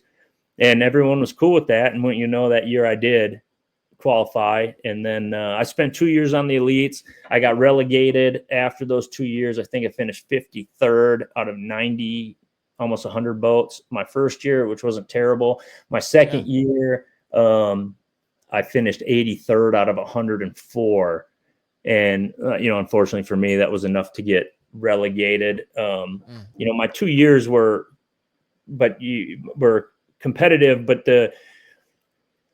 rightfully so. I don't know what the right answer is, but rightly so. Anglers that have done things in the past and stuff get certain breaks and stuff to leeway to stay there, or however you call it. And so that's what we signed up for. They did a top 70 rule that year, and that didn't work out for me when I finished in the top 83rd. So, or bottom, I finished 83rd. So I got relegated. Really, man, I see a lot of anglers take that one really, really hard. And sometimes in some cases completely disappear. And I just don't understand that. Like, when you get to the top of the sport, when you get to the very top of your game, now you're going to stop just because you got relegated. And I guess maybe some of that comes from me fishing every level for the most part, that I just never really counted on the organization to make me who I am. If that is, to me, the organizations, love them all, they're fine, but they're businesses, they got to make money. I don't hate them for that, but they're a casino and they'll have a winner every week they're going to promote. So you just kind of got to know that going in, and do what you got to do. So I guess when that happened, it just really wasn't that big of a deal for me. I got there. That was a big one, more than a lot of anglers are going to be able to say in the course of their life. Heck yeah. I feel like I'm competitive there. If I'd never top 10 to tournament. I actually got a lot of checks. Granted, they paid down to like 70. I finished my second year between 50th and 60th, like almost every single tournament.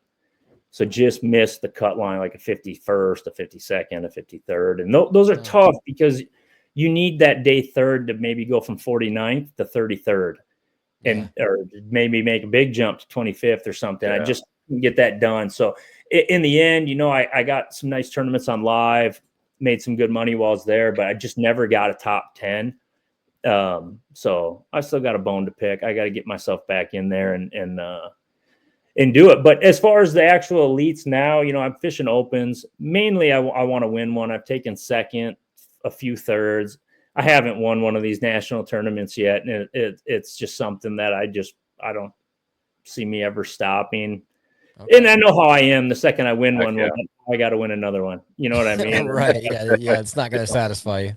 Yeah. So as long as the fire's there, but at the same time, I walked off that stage knowing, I top 30 at the last event, but I knew I was going to be pretty much done after that event, and just said, man, I'm going to use this as a catapult, because I just don't know why I would go away. I just proved that I can get there. I can do it again. What I mean? And so I don't know. But at the same time, now my mentality is more about Josh Douglas fishing. It's more about the fans that have been there, my people that have followed me and been with me through all the crap tournaments, all the good tournaments, don't matter.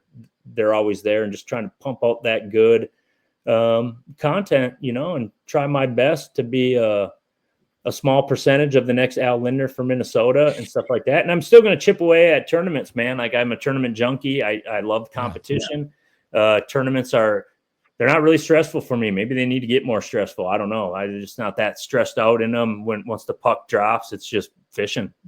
Yeah. And you got to come in and do what you can do. So that brings me to today, and just, sponsors and stuff like that. I think it's a good time in the sport where, anglers don't need an organization no more to make themselves something. Now, what that is, are you a pro fisherman? No, if you can do YouTube and stuff, but you make money fishing, and there's so many different avenues that people can take now to see their dreams come true. in the world of fishing. So I figure I'm just going to keep doing what I like to do and keep fishing and keep talking about it. And the rest will just keep falling into place.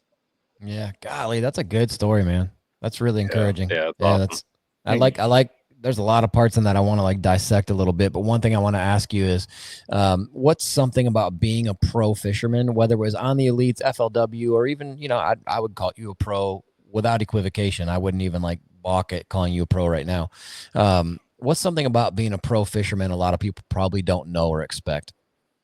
I mean, it's just going to be the same old that nobody is going to want to hear or believe, or you can't really, like J. Cole says it best, actually, something along the lines of you don't know the grass is greener until you get there. You know what I mean? And if it is or not. And yeah, you know, just, I don't know. That one's kind of a, what's the actual question again? What's the actual question? Well, I think a lot of people, you know, on my level who fish local stuff and whatever, like, oh, pro that's the goal. The pro, they just get sponsors, and anything they do, they make money, and they can design their own baits, and they get free boats, and they get free this, and they like, what's something about being a pro people might not expect? Yeah, I mean, there is that stuff, but you do got to remember, and again, like I said, I mean, I'm sure a lot of people will go out fishing when it's 28 degrees and sleeting sideways and a 30-mile-an-hour wind, and would rather not be bending sheet metal or whatever the heck it is they're doing. So I totally understand that, but there is a ton of work that comes with it, especially if you're going to stay relevant in the sport for a long time. Endless days away from home. I mean, I literally put 50,000 plus miles on my truck every year. And you know, you got to be, especially today, anybody can sit up there and have good days and talk good days on the water on social media and stuff. But can you still do it when you having bad days and when tournaments aren't going?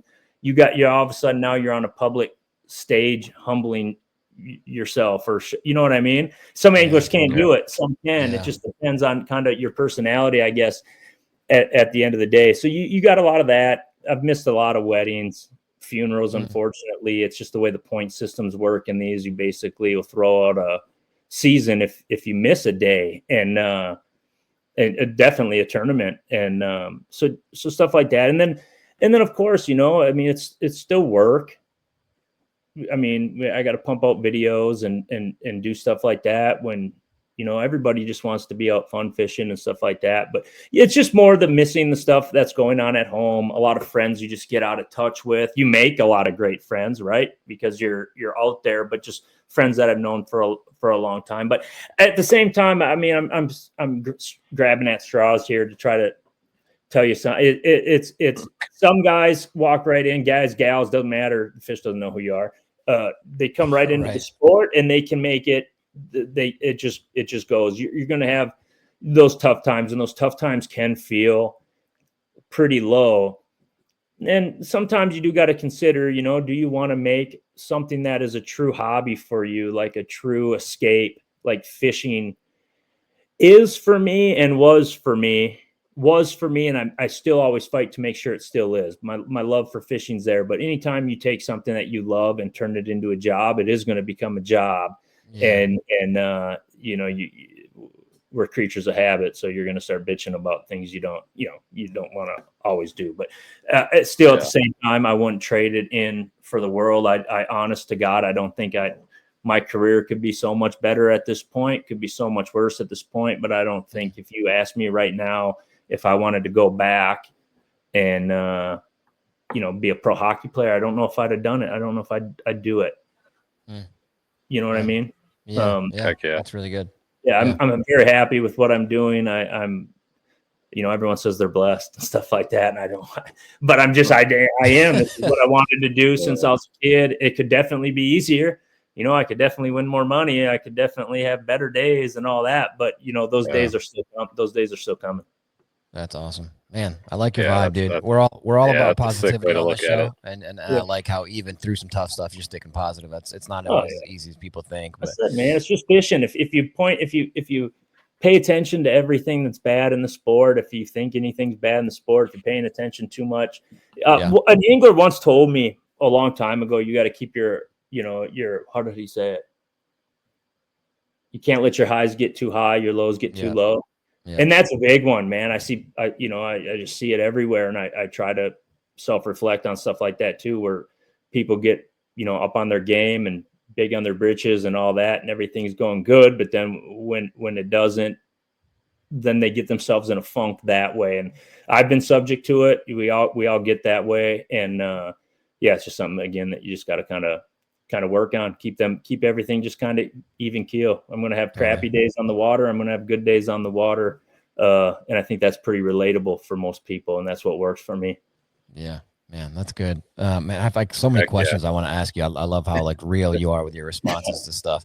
Let me ask you a stupid one real fast, Josh. Yep. I told you, those are my favorite. All right, perfect. Tomorrow, BASS comes out and says we are no longer a single person tournament organization. Everything is teams. They do a lottery.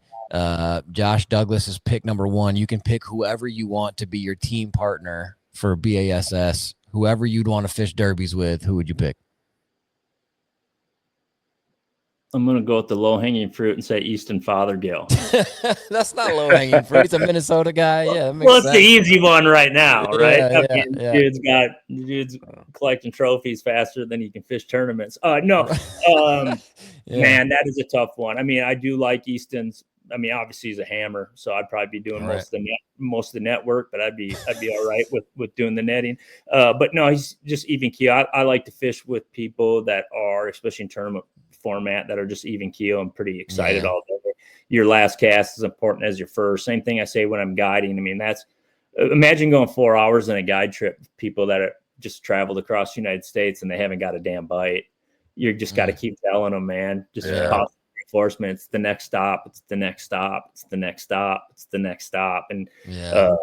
And that, so Easton would be, plus the kid teaches me something every time. I mean, I like the forward sonar stuff. I totally understand where every angler comes from and their opinions on it. I can see both sides, but cat's out of the bag. And I personally do like, how much knowledge I've picked up in just a few short years of using it compared to the 10 years before that. When I was guessing a lot. So that one would be a good one.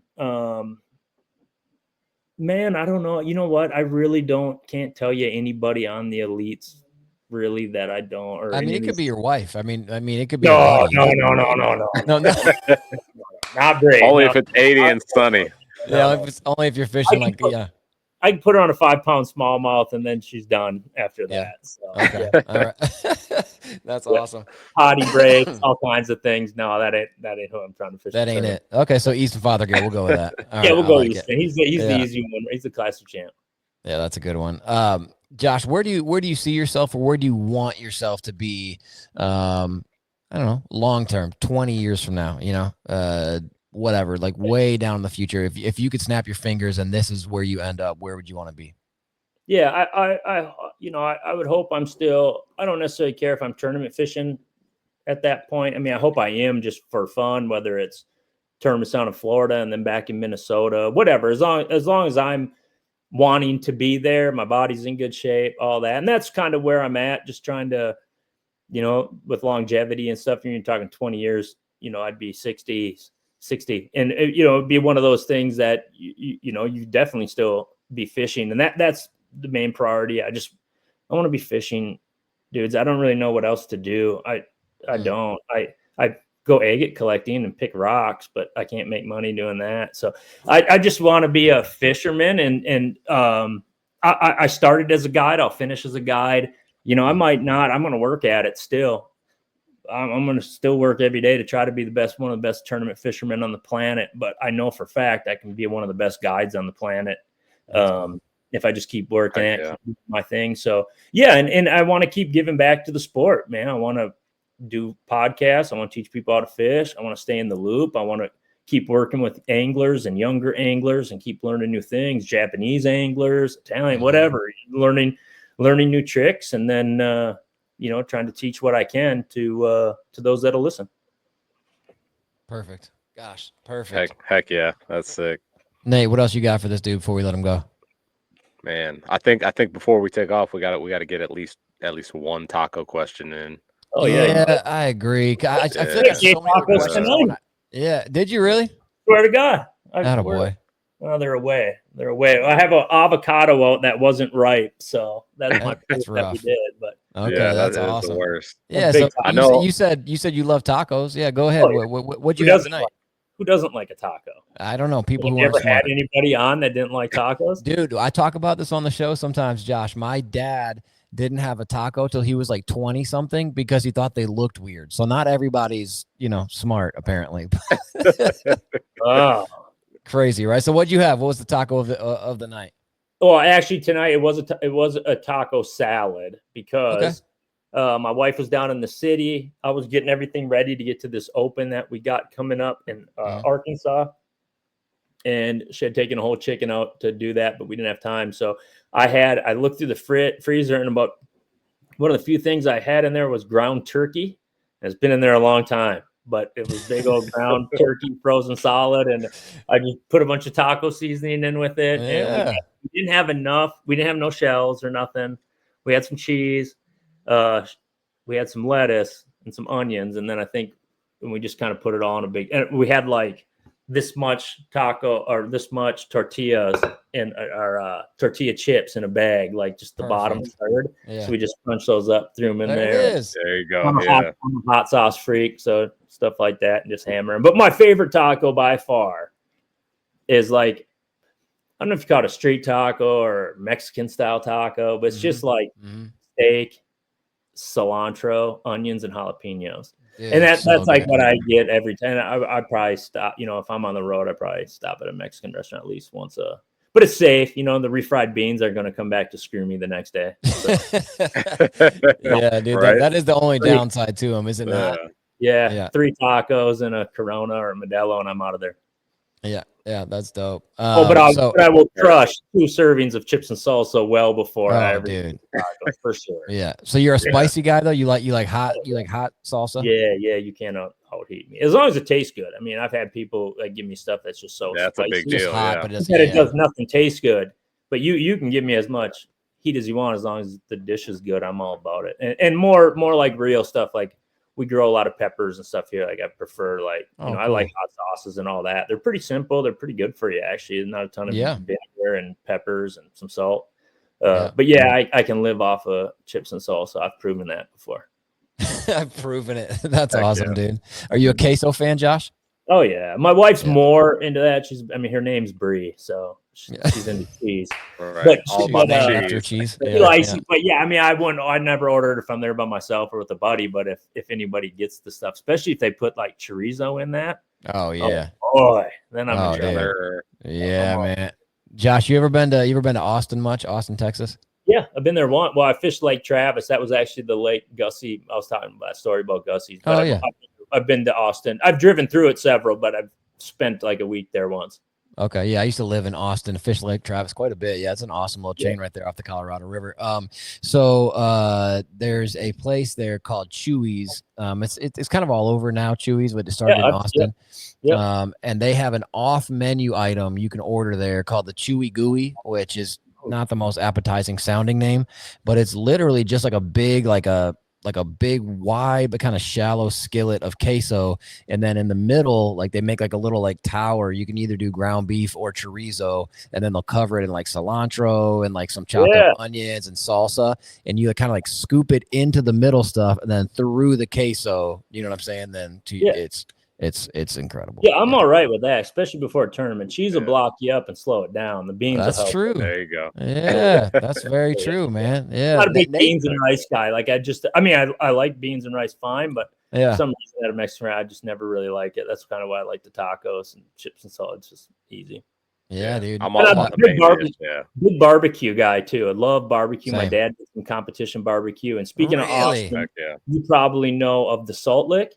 Of course, yeah. Oh, yeah. Yeah, that's usually when I'm there. That's when I'm driving through. I'll go out of my way to go over there for some good barbecue. And then there's one more. Have you ever heard of fuzzy tacos?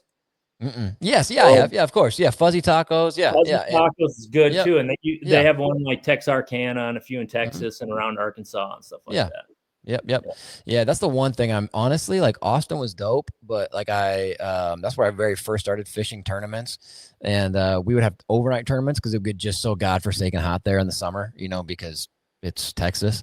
But I think the one thing I miss about Texas even more than the fishing is the food, the barbecue, the tacos, and it's everywhere, like Salt Lick or like Franklin's or wherever. And it's all just super good. And the cool thing is, because there's so many barbecue joints in Austin, Salt Lick's pretty expensive. Franklin's is pretty expensive. But if it's not a big name one, like the little like on the corner spot, it's cheap because there's so many other ones around. So you can get like a 3-meat plate, you know, a good size for $8 or something. Oh my Lord. Where you combine barbecue and taco, that's the sweet spot. Oh yeah. Barbecue tacos would be good. Heck yeah. Yeah, that's the sweet spot. Yeah.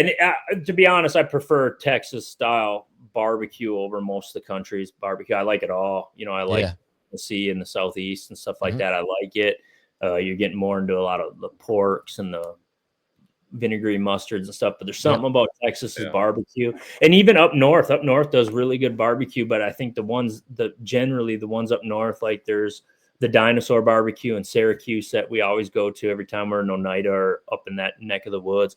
But it's still Texas based barbecue. You know what I mean? Sure. A lot of them good spicy sausage and brisket, ribs. That's kind of my jam.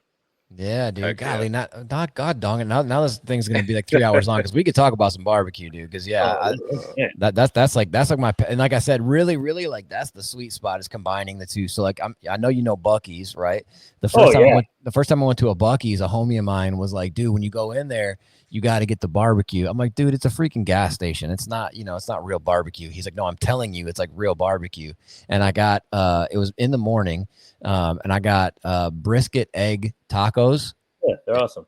Unbelievable. I mean, like 9.5 out of 10. It was incredible, dude. Like legitimately smoked brisket, fall apart in your mouth. A little bit of salsa with like scrambled eggs and a really soft flour tortilla. Oh my gosh, dude, that's too much. But Buc-ee's is the Shields of gas stations. Straight. You ain't wrong. That's the statement. That's it. That is. Driving down the road and I see one of those big ass Buc-ee signs that says like Buc-ee's 183 miles. I'm holding my piss all the way until I get there. Oh, I love those. Yeah, those super weird distances. 314 miles. You're like, dang it, but all of it. Yeah, we're doing it. Yeah, look at my gas tank, 316. Perfect. We can get there. Yeah, we'll make it. Yeah, dude, that is all so the gas good. pumps. I run a diesel, so they got diesel everywhere. They got it's clean, and you can get. I'm not gonna talk trash on nobody, but they don't do the no semis, no tractor trailers. So which is it's just nice because they take up big areas, and when it comes to diesel and all that, and it's really clean. The bathrooms are clean. They got to have 100 stalls in those places. They're huge. Yeah, they're humongous. Crazy. And those are just the things when you're driving down the road you like to. But yeah, their food is like they must have a connection with some sort of Texas farmers or something like that because they have a beef. I mean, their beef jerky is all made right there, and they're all pumping it out. That and that's another place you can spend way too much money on. Buc-ee's is legit, dude.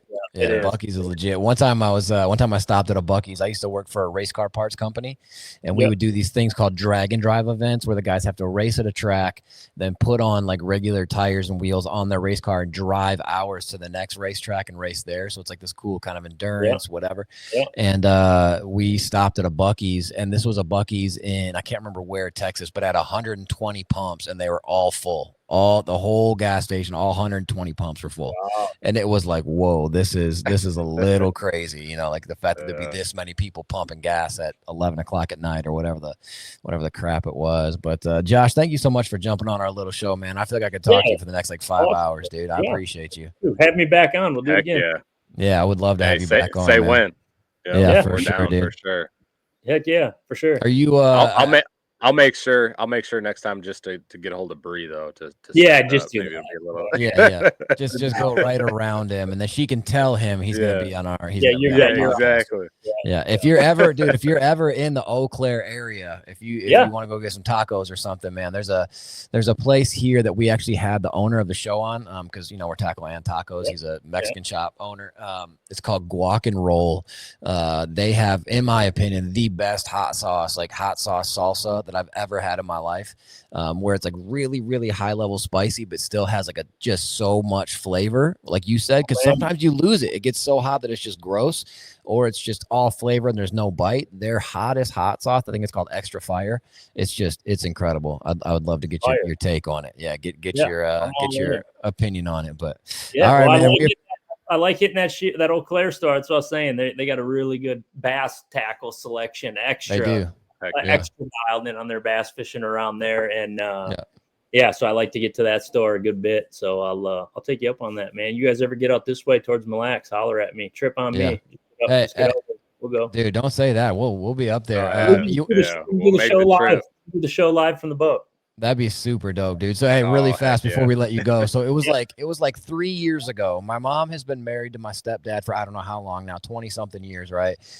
Super cool guy, real soft spoken. He's an engineer, just a kind fella. And I think it was like 2 or 3 years ago, I overhear a conversation with my stepdad and my mom saying, like, what are we gonna do from like the proceeds of the cabin or something? And I'm like, proceeds from what cabin?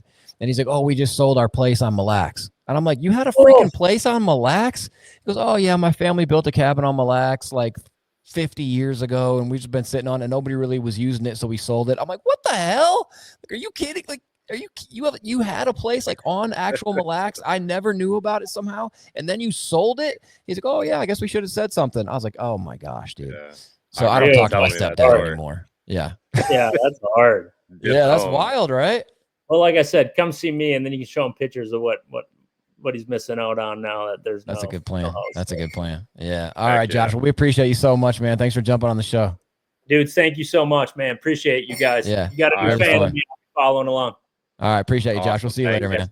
All right. Peace. What a cool dude, man. That's legitimately like straight up and down.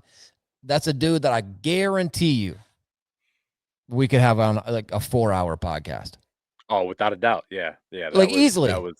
That was one of the easiest conversations we may have ever had. Like it just kept flowing, kept going, and it was awesome. Like I feel like we kind of had to work to like cut it down to get the man, get him out of here and get him some rest. You know. Yeah, I felt bad, but I'm like everything we brought up, he was so cool to talk about it. Like I was almost not even going to talk about tacos. I'm like, we'll bring him back and have him talk about, but like you brought it up and he was gung ho, and I'm like, all right, let's get it then. So I've been following him for absolute like years, like back in the day when him and Chad Smith were doing the co and pro deal, fishing FLW. Oh, I remember that. I've been following. I've been a fan for a long time, and I mean I've seen a ton of times where they've posted like legit like crazy foodie stuff that they're cooking or making up or doing soups or this or that. Like so I knew tacos would be something we had to at least touch on a little bit. Yeah, for sure. And then it's cool. Like we've talked about this before, but like people say don't meet your heroes, because a lot of times you end up having a conversation with somebody and you find out that they're kind of a turd. It's about as opposite as it could possibly be with I think everyone we've had on the show. And with Josh, he feels like the dude who like, again, fishing camp, or you come back from the long day on the lake in Canada or whatever, and everybody's sitting around kind of bundle up by the fire, drinking a coffee, drinking a whatever, and Josh is telling stories, and there's nothing in you that wants his stories to be done. Yeah, you know what I'm saying? Because they're just engaging and they're passionate and they're authentic and they're not like too scripty. They're not flawless. They're not without like, like when he would like, well, what's the name of that movie? The Hangover. Like it just feels so real. Everything he said just felt like. He could have said like, and then, I grew a 9th toe on my right foot. And I'm like, oh, really? You just believe it. You just go with it because everything he says just felt so authentic. Yeah, no, that's exactly right. And I think that's one of the reasons that like I'm so drawn to that What's on My Deck series that he does is like you learn the presentations, you learn the baits, the tackle, what he's throwing them on. Like he goes over so much, and it's if you don't have this gear, here's kind of the guidelines to follow. And like it's just like you said, it's just so believable. And like he's like just feeding you, like you said, just quality information, like stuff you can really grasp on and do whatever you want with it. Take it as your own. Yeah, I honestly like he has good numbers of subscribers and stuff on YouTube, but I feel like it should be so much more. Like Oh, really, without a it's like, doubt. Yeah. because really, like his wife does a great job of filming. The edits are clean and easy, like simple to watch. The information, like we were talking to Caleb Wisted, Hooked Up Wisconsin. How-to videos don't age out. You know, like they just stay relevant because somebody's always going to Google how to catch a smallmouth on Mille Lacs, how to fillet a walleye, how to whatever. And the way he does how I'm sorry, I keep on stuttering now. How to stuff, how to stuff is unique. And with like the what's on my deck, and I don't think it's from a place of like hypothetical. I think it's like this works because, and it's because he's actually done it. It's not like I think this works or this should work, or presenting something like it works when you're not really sure. Like he's saying things that he has tried and gone through the ringer on. And this is a dude who fishes a lot and charges $1,000 a day to people, and they pay it a lot because he's worth it. They pay it. Yeah. Yeah, he without gets a doubt. booked up. He gets booked up because he's worth it. And even, you know, like I said, a doctor with bad bedside manner, if you're charging $1,000 a day and we're catching 6-pound smallmouth, that's great. But if you're just kind of like a blank slate, like bleh, like no personality, that's not fun. But if you got somebody like Josh out there throwing on some like gin and juice and laughing and running from spot to spot, and that's fun, dude. Like that's a day. That's a day worth your moolah. So if anybody is listening, watching, whatever, I'll put it back up on the screen again, real quick. The little ticker at the bottom. For anything you want to find about Josh Douglas, go to joshdouglasfishing.com, and that's spelled exactly like you think it would be. JOSHDOUGLASFISHING.com, joshdouglasfishing.com. So from there, you can get links to all of his social stuff, his YouTube. You can get specifics on booking trips if you want to go catch an almost, you know, be careful with this word, but if you want to go catch an almost guaranteed 20-pound bag of brown fish, I love the fact that he was like, yeah, it's an 8-hour day, but if we're at 19.9 and it's past the 8 hours, we're staying out till we get to 20 pounds. That's so cool, dude. Like, who else is doing that? Yeah, that's awesome. But joshdouglasfishing.com. Make sure you follow the guy, follow him on YouTube. I don't know if people actually understand how much a follow means to somebody, how much a comment on a video, like, hey man, that was great content, whatever, how much that means to people. So jump in and interact with the dude. Nate, you got anything else? No, man, I'm just I'm super grateful for his time, you know, hanging out with us, cutting it up. Man, it was fun. You know, glad we could do it, and we definitely need to have him on again, and maybe take him up on that trip up north.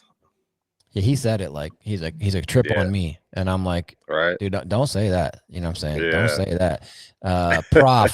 Prof the rapper one time said something about like girl showing up looking like that, trying to act subtle without question, you're in trouble, or something like that. Like, don't say something subtle to me and act like I ain't going to jump into it. You know, don't you know, like, don't threaten me with a good time type of stuff. Don't say trip on me. I'll be at your door tomorrow, homie. You know, like, I know ice ain't out yet. We can go ice fish. I don't know, but that's it, man. We appreciate everybody for listening, watching. We really hope you like the content and the people we're bringing to you. Like I said at the beginning of this episode, you know, we're nothing huge. We're nothing special. We're having a ton of fun. We're learning as we go. We're passionate about the conversations we're having with people, but we don't want to just have any bass pro on here, any lure maker on here. We're really trying to find people that we respect and that we think are going to be an interesting conversation. And so we hope you appreciate the effort we're putting into it, and we're going to keep on doing it, man. I don't care if it takes 30 years, but at some freaking point, we will be the Joe Rogan of fishing podcast, where we have this giant budget and we're flying everybody in, so the conversations are more fluid